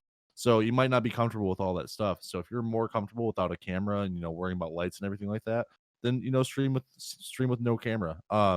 Just make sure that you're gonna have to engage with chat a lot more. You're gonna have to talk a lot more because you need to find a way for people to connect with you. But I would say if you're not comfortable with something, don't do that thing. Yeah. At all. Absolutely. Something I want to say about this too is like I actually did this recently with my stream. I don't know if you guys saw this, but I took my camera off, I turned the lights off, I took the logos off because I was kind of in a similar boat. It didn't really stress me out as much. It's just I didn't want to deal with it. So I just like gameplay and that's it, and talking to chat. That's it. And it was kind of nice. And I have come back to the webcam and stuff since then. But what I would say, so your question was, do you think this will detriment my growth? So here's the thing. Like Val said, if you turn this stuff off, you'll have to work hard to engage chat. And what I would say is you might lose some growth, but not as much lost growth as if you're not streaming. So it's Yeah. better to cut back on these things and still be streaming than to not stream at all because you don't want to deal with it. That'll be a lot less growth, that's for sure. Dogg or MPI, you guys have thoughts for Pandy here? No, I agree exactly what Veli's saying, and it gets back to what we were talking about doing what's comfortable to you, doing what is you, and not pushing yourself through jumping through hoops in order to achieve what you think other people want. One of the things about turning a camera on and then getting back to what to MPI's lovely set there is that in a lot of ways you're inviting people into your home, that you're sitting in your home and you're having interactions with people, so you're in the feeling of being in your home, which is your safe space, your the place that you have to yourself, and if anything that makes you feel uncomfortable in that, you probably shouldn't be doing, because this is your space, this is your castle, if you will, and so if you don't feel comfortable with a camera, then absolutely turn it off. There's no point in sitting thinking, because you're not being yourself. You're now under the camera, and I'm worried about the camera, and I'm thinking about this. Then you're not giving 100% of yourself to your stream, because there's part of your head, your mind is worrying about something that's impacting on that. So I definitely think, don't do anything that makes you feel uncomfortable. This is your stream. This is an extension of your personality, of your life, and again, of your home. You're inviting people in if you have a camera, and if you don't feel comfortable, I don't think it's worth it. I don't think it's worth it. Yeah, really good points. Something I want to mention on that too is, like, part of the reason I turned off my webcam initially was because I was a little bit more aware of, I have a habit when I'm focused on a game to kind of sit there and open mouth. So what I realized is you have to, like, it's okay to look like a goon on Twitch is the best way to put it. There's a lot of streamers who use webcams at the top level who are like slouching their chairs or, like in these weird convoluted positions. And if you're worried about like just looking professional or something, you really don't have to be as worried about that. There's a lot of examples of that. So that's something that I've kind of gotten over recently that's helped me a lot. I mean, that can actually help. A goofy look, whatever, that goofy look in your face could be something that people really key into. Every time he does this, you should see the look on his face. Like, so that's, again, that's, as you're saying, be comfortable with it, being yourself. Anybody that would judge you on that, they're really not worth being part of your community that you're building. So don't jump through hoops for that. Don't jump through hoops. I'm the same. I look back at my photos and I'm like, what is that face? What are you doing? But yeah, I mean, it's all part of the fun, isn't it? Yeah, I've been through that a lot for sure. MPI, you have any thoughts? Yeah, I mean, Green, I think you covered it really well, that not having a camera could hurt your growth, or maybe it's less likely that people will stick around because they want that connection. But if you're not streaming at all, you're not growing at all. You're standing still at that point.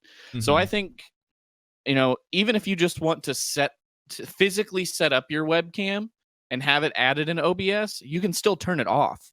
So maybe go ahead, set it all up and turn it off and stream without it for a while. And then if you're not happy with your numbers, or you're not happy with not having it anymore, it's a simple on button and it's there. Yep. That's exactly if what you're I did with over. mine.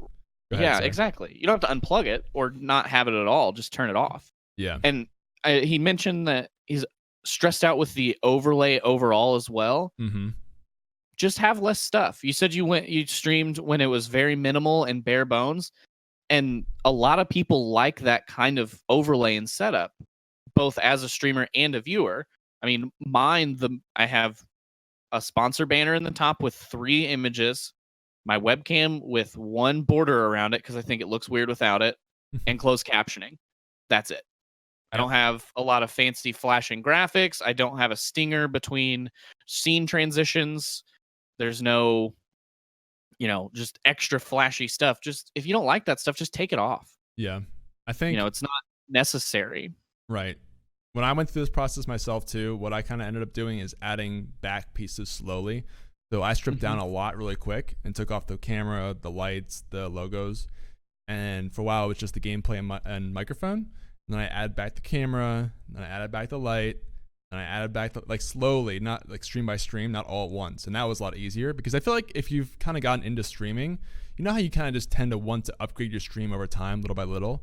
If you look at like where your stream started compared to where you are now, you're like, wow, I've made a lot of changes. Yeah. So if you just jump back into that, it might not be kind of what you want versus the you that's been doing it for a while and is more comfortable with lots happening or complicated things going on.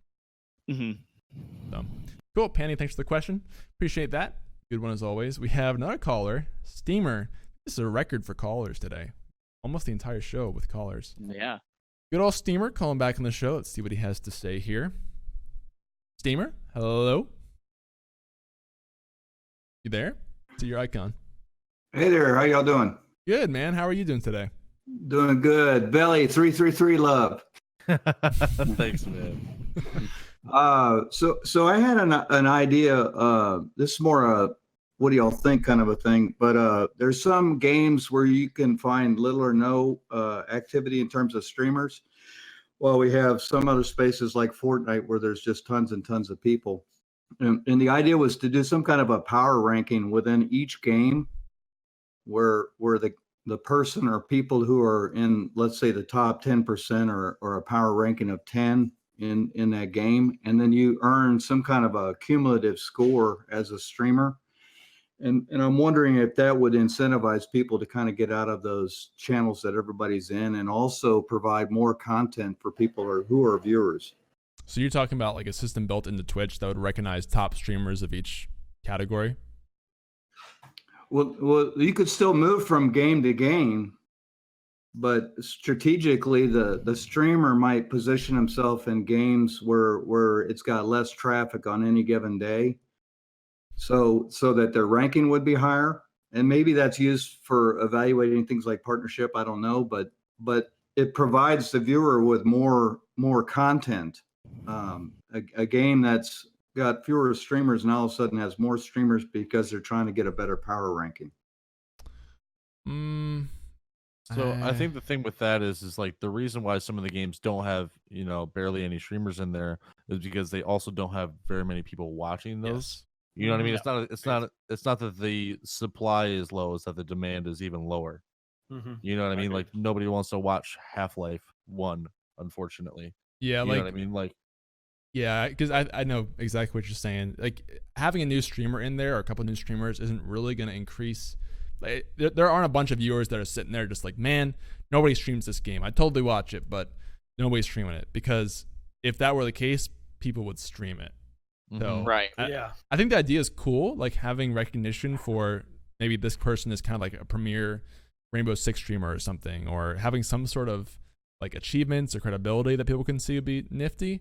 But I don't think like specifically low viewership directories would really benefit that much from that system, if I were to guess. MPI, Dogg, you guys have thoughts on this? I think you're right, because you can look at a game that maybe isn't as popular, and let's just say a bigger streamer with that averages 100 viewers goes in and plays it. You look at that directory and you're going to see, oh, there's 102 people watching it. Maybe people do watch it. Then when you actually get and click into the directory, this big streamer has 100 people. One other small streamer who just happens to also like the game has 2.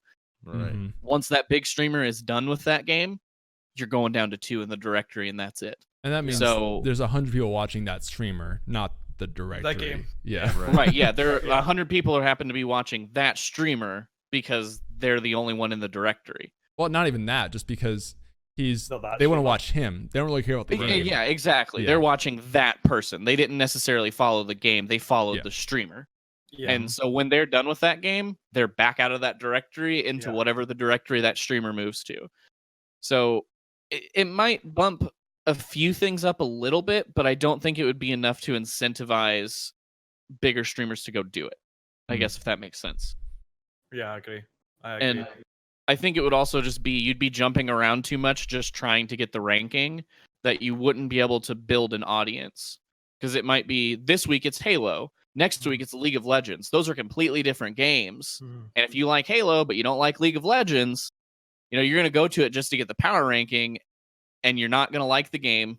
you're probably not going to like the community that comes in your chat, and no one's going to stick around for it. Yeah. So I don't know that it would benefit really anyone other than maybe the game developer if it's a small game. There's probably a couple few people who, like, I exaggerate. There are probably some people in small directories that wish there was more coverage, but it's it's the vast minority, I think, compared to most people watching Twitch.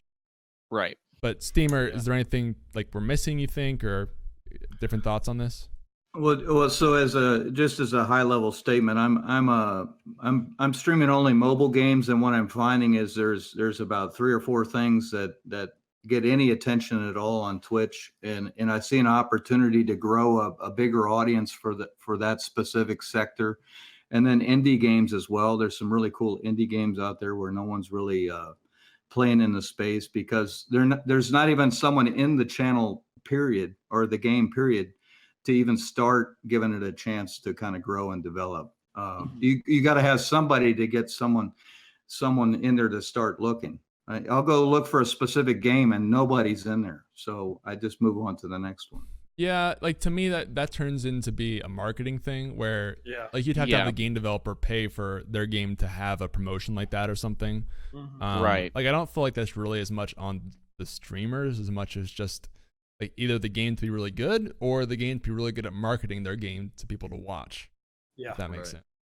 And it's only going to be a small percentage of, whoever plays that game that actually wants to watch people play that game as well. Yeah. Right. You know what I mean, like there's I remember I used to stream a game called Insurgency, and I think at the time there was maybe like 100 to 200 people at any given time that were playing that game worldwide. And I would get maybe 6 or 7 viewers out of that. You know what I mean? Like there was a few people, but like the demand just wasn't there. You know what I mean? Like if there's no demand for watching the game, there's no sense in trying to stream that game. Right, unless you think it's gonna be like an upcoming game or something, but that's probably not the case from situations. Yep. Yeah. Cool. Steamer, anything else to add there that we're love your Pikachu, Green. If I find it, I'll let you know. Apparently it's very cute. Thank you, man. Thanks for calling in. As always, later. Love your questions. All right, cool stuff. It's Pikachu. We have 20 minutes left. This show has flown by today. Oh my goodness. It really has. All right, let me double check we're not having more callers. Yeah, we're out of callers for a bit here, guys. Last chance, by the way, to submit. Really, at this point, if you want to get on the show, you're probably gonna have to call in because we just don't have much time left. There's so many callers, but I'll try to get through as many chat questions as we can in the meantime. Let's see if I can find the first one that got asked here because there are quite a few. All right, so there's one from Mr. Music who says, what's your favorite program to run your webcam? So I guess not including the basic one. So personally, I just use the one that comes with the webcam, but any guys use like a different program to run your webcam by chance? Honestly, I use so what? Oh my god, that threw me off so hard. Okay, I don't think Clearly the stream can actually even clearly. see it. The stream can't even see it. Oh my god. Okay, so what was I saying? Okay, so I just use OBS, for my camera, but there's a guy on YouTube named Gaming Careers. Yes, and he offers filters for your camera, and so I do use one of those. Just like OBS filters. Yeah. That way I can, be really basic with my UGG boots in my Starbucks. Yeah. Okay. So, question for you: do you think like that filter makes a big difference? No, not. I mean, it's not like anything crazy. It like I didn't add anything that like adds like a huge difference or anything like that. Just a little bit of color correction basically is all it does. Okay, fair enough. And you guys, do you use your own filters or maybe just thoughts on configuring your webcam for people at all? I mean, I watched some videos on YouTube about how to make my camera a bit clearer and stuff. But I use I've got a Logitech camera. I just use basic plugin that comes with it. It's not very good. I think a lot of people, it has a habit of resetting itself. So I know all my settings off by heart now. But no, I don't use any. I don't use anything else. But it was just trial and error really to find what suited, messing around about with the settings. As I say, after I'd watched some YouTube videos to know exactly what the settings actually did, so I just use the Logitech and OBS. Gotcha. Yeah. Go ahead, MPI. I just use the Logitech software for like zooming and panning and whatnot. Too? Yeah. Do you do like zooming during your streams or just to set it and forget it? You mean? It's set and stays. Okay. Other than that, I use my Stream Deck and I'll zoom in more in OBS. Like if like I have a scene where it's like this close to my face, just like as a reaction type of thing. So I use that more than I use like the software that comes with the camera. Once I set like the brightness and things that I want from the camera software, I close it and I literally never see it again unless I reinstall Windows and have to redo the settings. Right. Gosh, that's the thing with Logitech cameras is you have to reconfigure the settings each time you start the computer. Such a pain in the butt. Sometimes. That's what I would say with that though. Yeah, that's you never know. But learning how to, I think a lot of people have the Logitech C920. I personally do, and some Logitech camera feels like 90% of your cameras. Learning how to use that is really big. I talk about this a lot, but first of all, make sure it's actually set to a widescreen resolution and not a square resolution. That adds so much more to your camera because it comes in a square setting by default for some reason. And secondly, learning how to just mess a little bit with like the exposure, the color intensity, white balance. Just playing around with that a little bit can make a huge difference. It can turn you from like a pale, sickly child into actual person who's living. So you can add a lot. And it's cool too if you add like a little lighting in the background or whatever. Sometimes like bumping up the color intensity can make it kind of more vibrant. And there's some playing around there you can do that's helped me a lot personally. Yeah. So hearing my earpiece. It's like some static swelling. I don't know.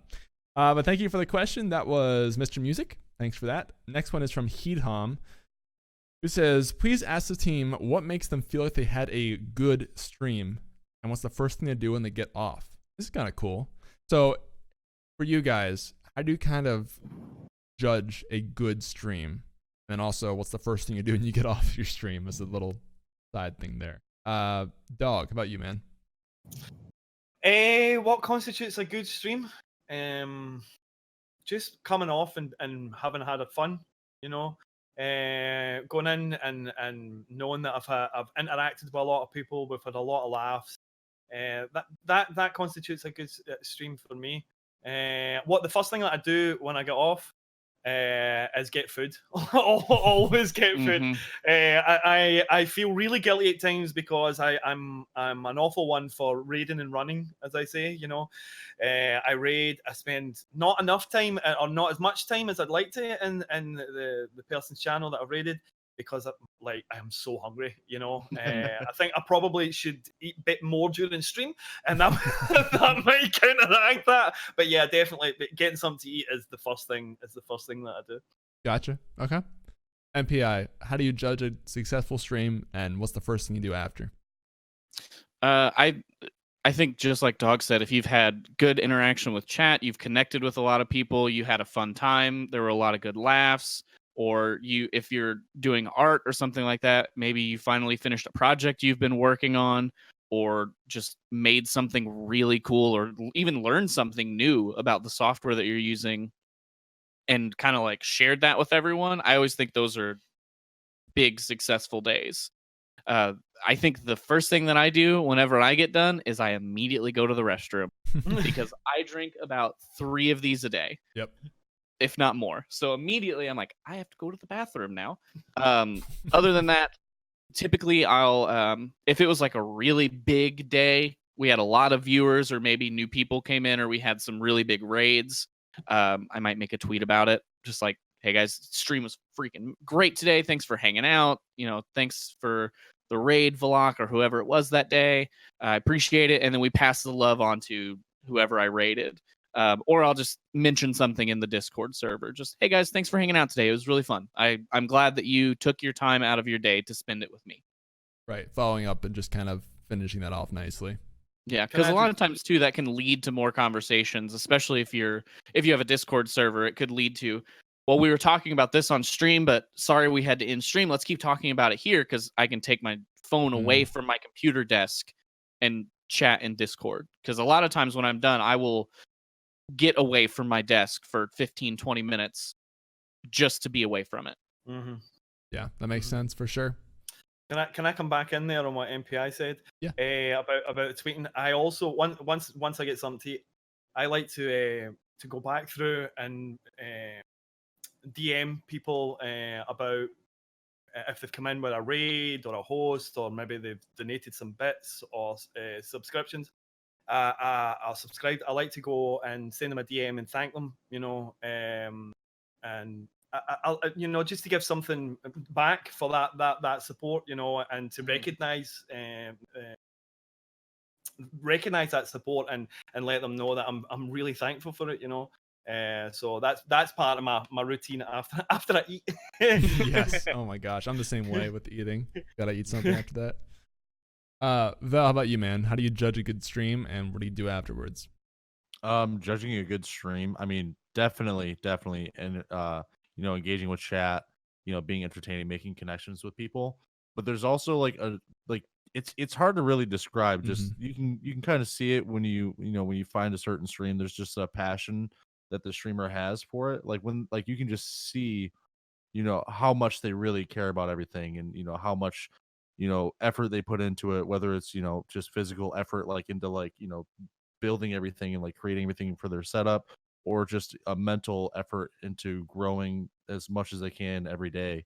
That passion is so crucial for me when I'm watching a streamer, because yeah, you can connect with people, yeah, you can talk with chat and everything, but there's just that certain spark almost that when you see somebody, it's just like you're like, yeah, this person, they really enjoy doing this. That's what I like. So I definitely agree with that. I think his question was more for yourself after streaming. Like, how do you judge that you just had a good stream? Okay, my bad. I'm sorry. That's so still when good, I though. think, yeah. So when I think that I've had a good stream, yeah, it's just when when chat has just kept flowing and things just run really smooth, no hiccups or trolls or anything. Yeah, just a really smooth. Just when I feel like I've the entire time I feel like I've entertained people. I think that that's a really good stream. When people are talking. If you end the stream with a dead chat, that's rough. It's really rough. Yeah. Yeah, agreed. Yeah. And I always think even just one person in chat being like, "Thanks for the stream, have a good night." Yeah, that 100%. can boost it so much versus no one saying anything. Yep. Yeah. If you can just improve one person's day with just a little bit of entertainment or distraction from whatever's going on in their life, that's huge. That's a good stream. Yeah, for sure. And then what I do after I stream is definitely eat, and then I go through and I DM people for following me. I say thank you, and just like Dogg Gaming does. You want to let people know that it means a lot that they're supporting you in whatever way that they can, and I think it's a good thing to do. Yeah, I'm a huge fan of that too, and it doesn't have to be DMing or whatever, but just following up with people that came into your stream to say thanks, or again, it kind of goes back to treating the people who do come by as really just great people, doing the best you can by them. I think really big for that for sure. I would say for me personally, so actually the first thing I do afterwards is let my dog out usually, because he's dying to go out by the end of it. But cross-legged. Yeah, I think kind of what Vel said. So he was talking about finding a good streamer, but I think that kind of relates to having a good stream. It's kind of hard to describe. I don't know exactly how to judge it when I've had a good stream, but it's more like you just felt like you had solid energy the whole time throughout. And so we know that it shouldn't be all about viewers, right? Viewership definitely plays some role in how you feel about a stream. Even if you turn off the numbers, you're still thinking about it. But I think also more than that, it's going into your stream ahead of time and thinking, okay, what's going to make this stream successful, and trying to find non-numeric goals there. So I took breaks when I needed to. I tried to stay focused. I tried to engage with chat as much as I could. What are some things that I can do that at the end of the stream I look back and say, I did that, I feel good about that. I think that's true. Those are the best thing for me, because a lot of times I will kind of keep streaming when I know I shouldn't, or go without a break for too long. And there's times that I make myself do that and get up and come back even a minute later refreshed. Those feel like the better streams, when I make myself do things that I don't want to, but make a big difference later on. So cool. Thank you for that question, Heatham. And I like the little twist there as well. Next question comes from Lumberjack Allen Streams, who says, how do you get people to communicate with you on chat when you are streaming? I ask questions to them, I give them options for me to choose, but still I have zero chatter. I know it's probably nothing super bad as long as you're getting views, but I was wondering if there was something else. So basically, how do you people start talking to you when you're streaming? Just super simple like that. MPI, you have thoughts? I mean, I've been there, and that still happens now. There's days where just chat isn't the most active, but you know that people are still there. There's a good chance that they're just lurking. Maybe they're busy with work. Maybe they've got, a kiddo screaming in the background, or anything could be going on. I wouldn't worry about it too much, and just keep being entertaining. Keep talking. Even if, you ask 4 questions and they only answer once. They answered once. The other ones, they could have heard you and maybe couldn't answer, or they didn't have an opinion on it. And instead of saying, I don't know, they just didn't say anything. So I would say just keep going when that happens. It's tough. I know it is, because it's frustrating, because even if you could have just been having a conversation and then you ask a question and don't get a response, and you might be thinking to yourself, oh, they just don't want to talk to me, or they don't want to chat right now. But maybe they just don't have an answer to the question, or they are indifferent on the option in the game. So I think your biggest thing is just keep talking, keep going, keep being entertaining, being yourself, and keep doing what you know is working, and don't worry too much about it. I know that's easier said than done, but yeah, for sure. Dogg, you have thoughts on this? Well, I completely agree with everything MPI said.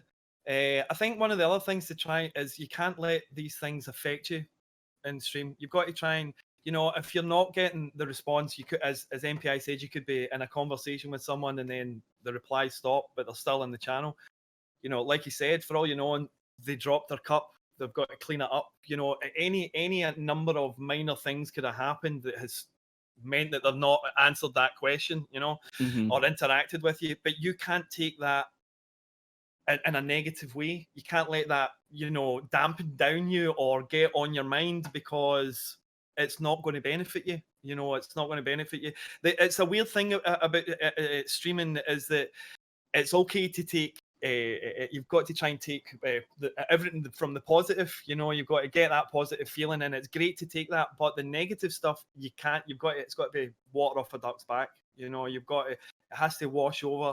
And that's the hard part. Like MPI said, it's a lot easier said than done. And I think a huge part of streaming is learning these things, learning to not let these things affect you, and learning when to take the energy from the chat and when to be like, yeah, okay, this troll or this negativity is not going to affect me. We're going to keep going how we're going. So and agreeing with MPI as well. Just keep talking away. Like Veli was saying about talking about putting the toast in a lot of ways, you are develop this I'm talking to myself about everything thing, but in doing that, people will find something to communicate, to key in with you on, and you've just got to stick with it.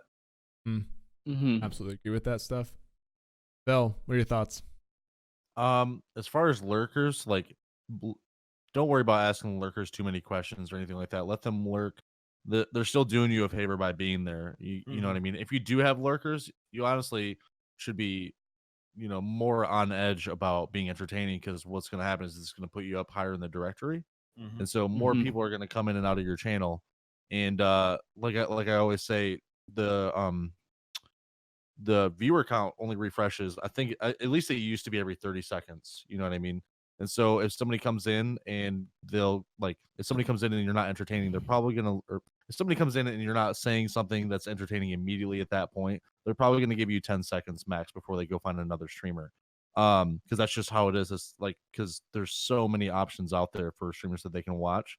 So by the time that they leave and you realize that, there's a viewer there, they've already been gone for 20 seconds. You know what I mean? So you have to constantly be just talking about nothing. Even if people aren't responding, you have to talk to yourself. Don't worry about drawing people into a conversation as much as just keeping the conversation going with yourself, and then somebody will join in eventually. And that's when you start ramping it up a little bit with like an actual conversation, as opposed to just narrating what you're doing. Yeah, developing that skill is really important. And I think also something that you have to learn over time. It kind of goes back to like just starting streaming too, but learning that it's okay not to have people talking in chat at all times. Like that's something that I've been dealing with lately, and it's kind of been like a little bit refreshing. Is like sometimes it's okay to have long periods where whatever you're doing on stream just requires a lot of attention. You can't talk to chat as much, or even if you're talking about stuff and they're just not responding. Like if you're over here doing what Vel says, talking as much as you can for half an hour and you get no response, you just have to kind of learn that that's Twitch. It doesn't matter like how great you are at doing this stuff. There will always be exceptions and times when you could be doing everything right on paper and it's not working with people talking back to you. So getting into the headspace where, okay, like it'd be nice if they chat back, but if they don't, it's still cool. I'm still having a good time. You know, that I think is really important for growing long term and getting used to that. Because even like if you look at the top streamers, like yes, their chats are definitely very active, but a lot of them aren't really even talking to people in chat as much as talking to themselves or just kind of hanging out, and the chat's there too. And occasionally they'll interact, but a lot of it is just kind of talking in general and doing whatever they want to, and it kind of plays around with that. So. Yeah, those streamers probably don't even need to have chat on, you know, like they don't need to be having it open at all. And that's kind of like like I don't think you should do that, especially when you're a lower streamer, but that mentality of, you know, maybe being able to turn chat off just for the sake of like just mentally, like could be very useful, because that's a really good skill to have, is being entertaining when there's, you know, nobody to entertain. Yeah, and I think having like a secondary or maybe multiple goals with your stream helps there. Like I know for me, trying to get better at a game is still very fun to do just on stream, regardless of whether people are there or not. And that way, you know, if people are there to watch and interact, cool. And if they're not, I'm still improving at this game. And kind of like MPI said, maybe you're editing a video or something. Maybe you have something else you can do on your stream that you still feel accomplished by and satisfied by, besides just talking to chat. I think that makes for more ways to feel fulfilled, like he had said at the end of your stream. You look back. Right. So cool. Well, I think that's gonna be the last question for this week, guys. So thank you for everyone who asked questions and the callers. Thank you guys all for calling in this week. I really appreciate that. Let's go around and kind of sign off here and just plug some stuff. Val, you have a slight dog there, I think, in your camera. It's very subtle. It's the "Oh My Dog" emote, I believe. What? Oh, you guys probably see it on the stream. I was like, I don't have it, but yeah, I see it on the stream. Okay, yeah, that is a dog. Very, how very long has subtle. that been there? Like, am I seeing? I don't know. I didn't It's notice. like my it Twitch Prime logo. Yeah. Okay, so first of all, MPI, what should people know about you? Where can they find you? What do you want to plug? Yeah, so you can find me Twitch or social media is just Mr. Pure Instinct. We do some story-based games. We play Dead by Daylight on my stream, and more recently, like I said, we've been doing video editing. So if that's something you're interested in seeing how things are done kind of behind the scenes or learning about, come by. I'm always happy to answer questions, and if I don't know, I probably know someone that does know, so I can get you in touch with someone who can help you with those things. Right. And then other than that, we talk about mental health, so sometimes chat gets a little real. Other than that, we just hang out and have a good time. So always feel free to stop by and just hang out if that's what you want. Lurk, chat, whatever you want. I have to say, I'm very intrigued by your video editing streams. I more definitely will be checking in on that, because it's something I want to get better at, and there's a paucity of content out there, so I'm looking forward to some of that. Yeah, and it's like, I think I've only done maybe 2 or 3 of them. It's still like very fresh in what I'm doing, but it's something that I want to edit more anyway and keep learning and not get stale with my skills. And I think it's fun to do on stream, and it's nice to get like an immediate feedback from someone. You can edit everything, and then someone can see it and say, I think this would look cooler if you tried it this way, or maybe try this, or just any kind of feedback immediately before you've already, you know, made a whole 20-minute video and exported it and then went, well, crap, now I got to redo the whole thing, is also super cool. Yeah, that is really nice. Cool. Make sure you guys check him out, guys. The link is in the chat if you want to see that. Dogg Gaming, thanks for coming on, man, for the first time. Good to have you. I've really enjoyed it. It's been fantastic. Thank you, everybody, for having me on. Yeah, of course, man. Where can people find you, or anything else you want to plug? On Twitch, you can find me at Dogg_gaming. All my other socials are just Dogg Gaming. On YouTube and Twitter. And I've recently started on YouTube. If you're interested in Siege, anybody's interested in maybe just starting out, I've started doing some hints and tips videos, which I'm going to continue on with the series. And also, if you're interested in playing Siege, you're on PC, and you maybe struggle to find people to play with, on Sundays I have viewer games where we play ranked games or custom games. All fun, but it gives you the opportunity to come in and play in an organized squad and get some experience playing Siege, perhaps a little different from how you have, you know. So if you're interested in that, certainly drop in. Nice. Yeah, make sure you guys check him out too. Again, links in the chat or in the description if you're listening right now. Last but not least, Veli, thanks for coming on once again, man. Anything you want to say to people? Thank you guys for coming out, asking all these great questions. This is a crazy great episode, and just a lot of great questions, a lot of callers, like you were saying, Green. This has been a nice episode for sure. Mm-hmm. But yeah, good questions. Thanks everybody for all the support and everything. We really like doing this. Absolutely. Cool, guys. Thank you so much for watching. We'll be back next week, as always, at 11 with Stream Key. And don't forget to check out our new show, True Fam, Wednesdays at 11. Same channel, same place. It's a new one, which is kind of similar to this. I think you'll like it. If you guys enjoyed the show, please make sure to check us out on iTunes, Spotify, YouTube. Search for Stream Key and you'll find us. And please consider leaving a review if you haven't. That really helps us kind of grow the show, keep building people to come into this really cool thing we have going. Thank you guys for coming out to watch. We're going to raid someone, so stick around, and we'll see you next week. Blaze up. Thank you, Bill. See you guys.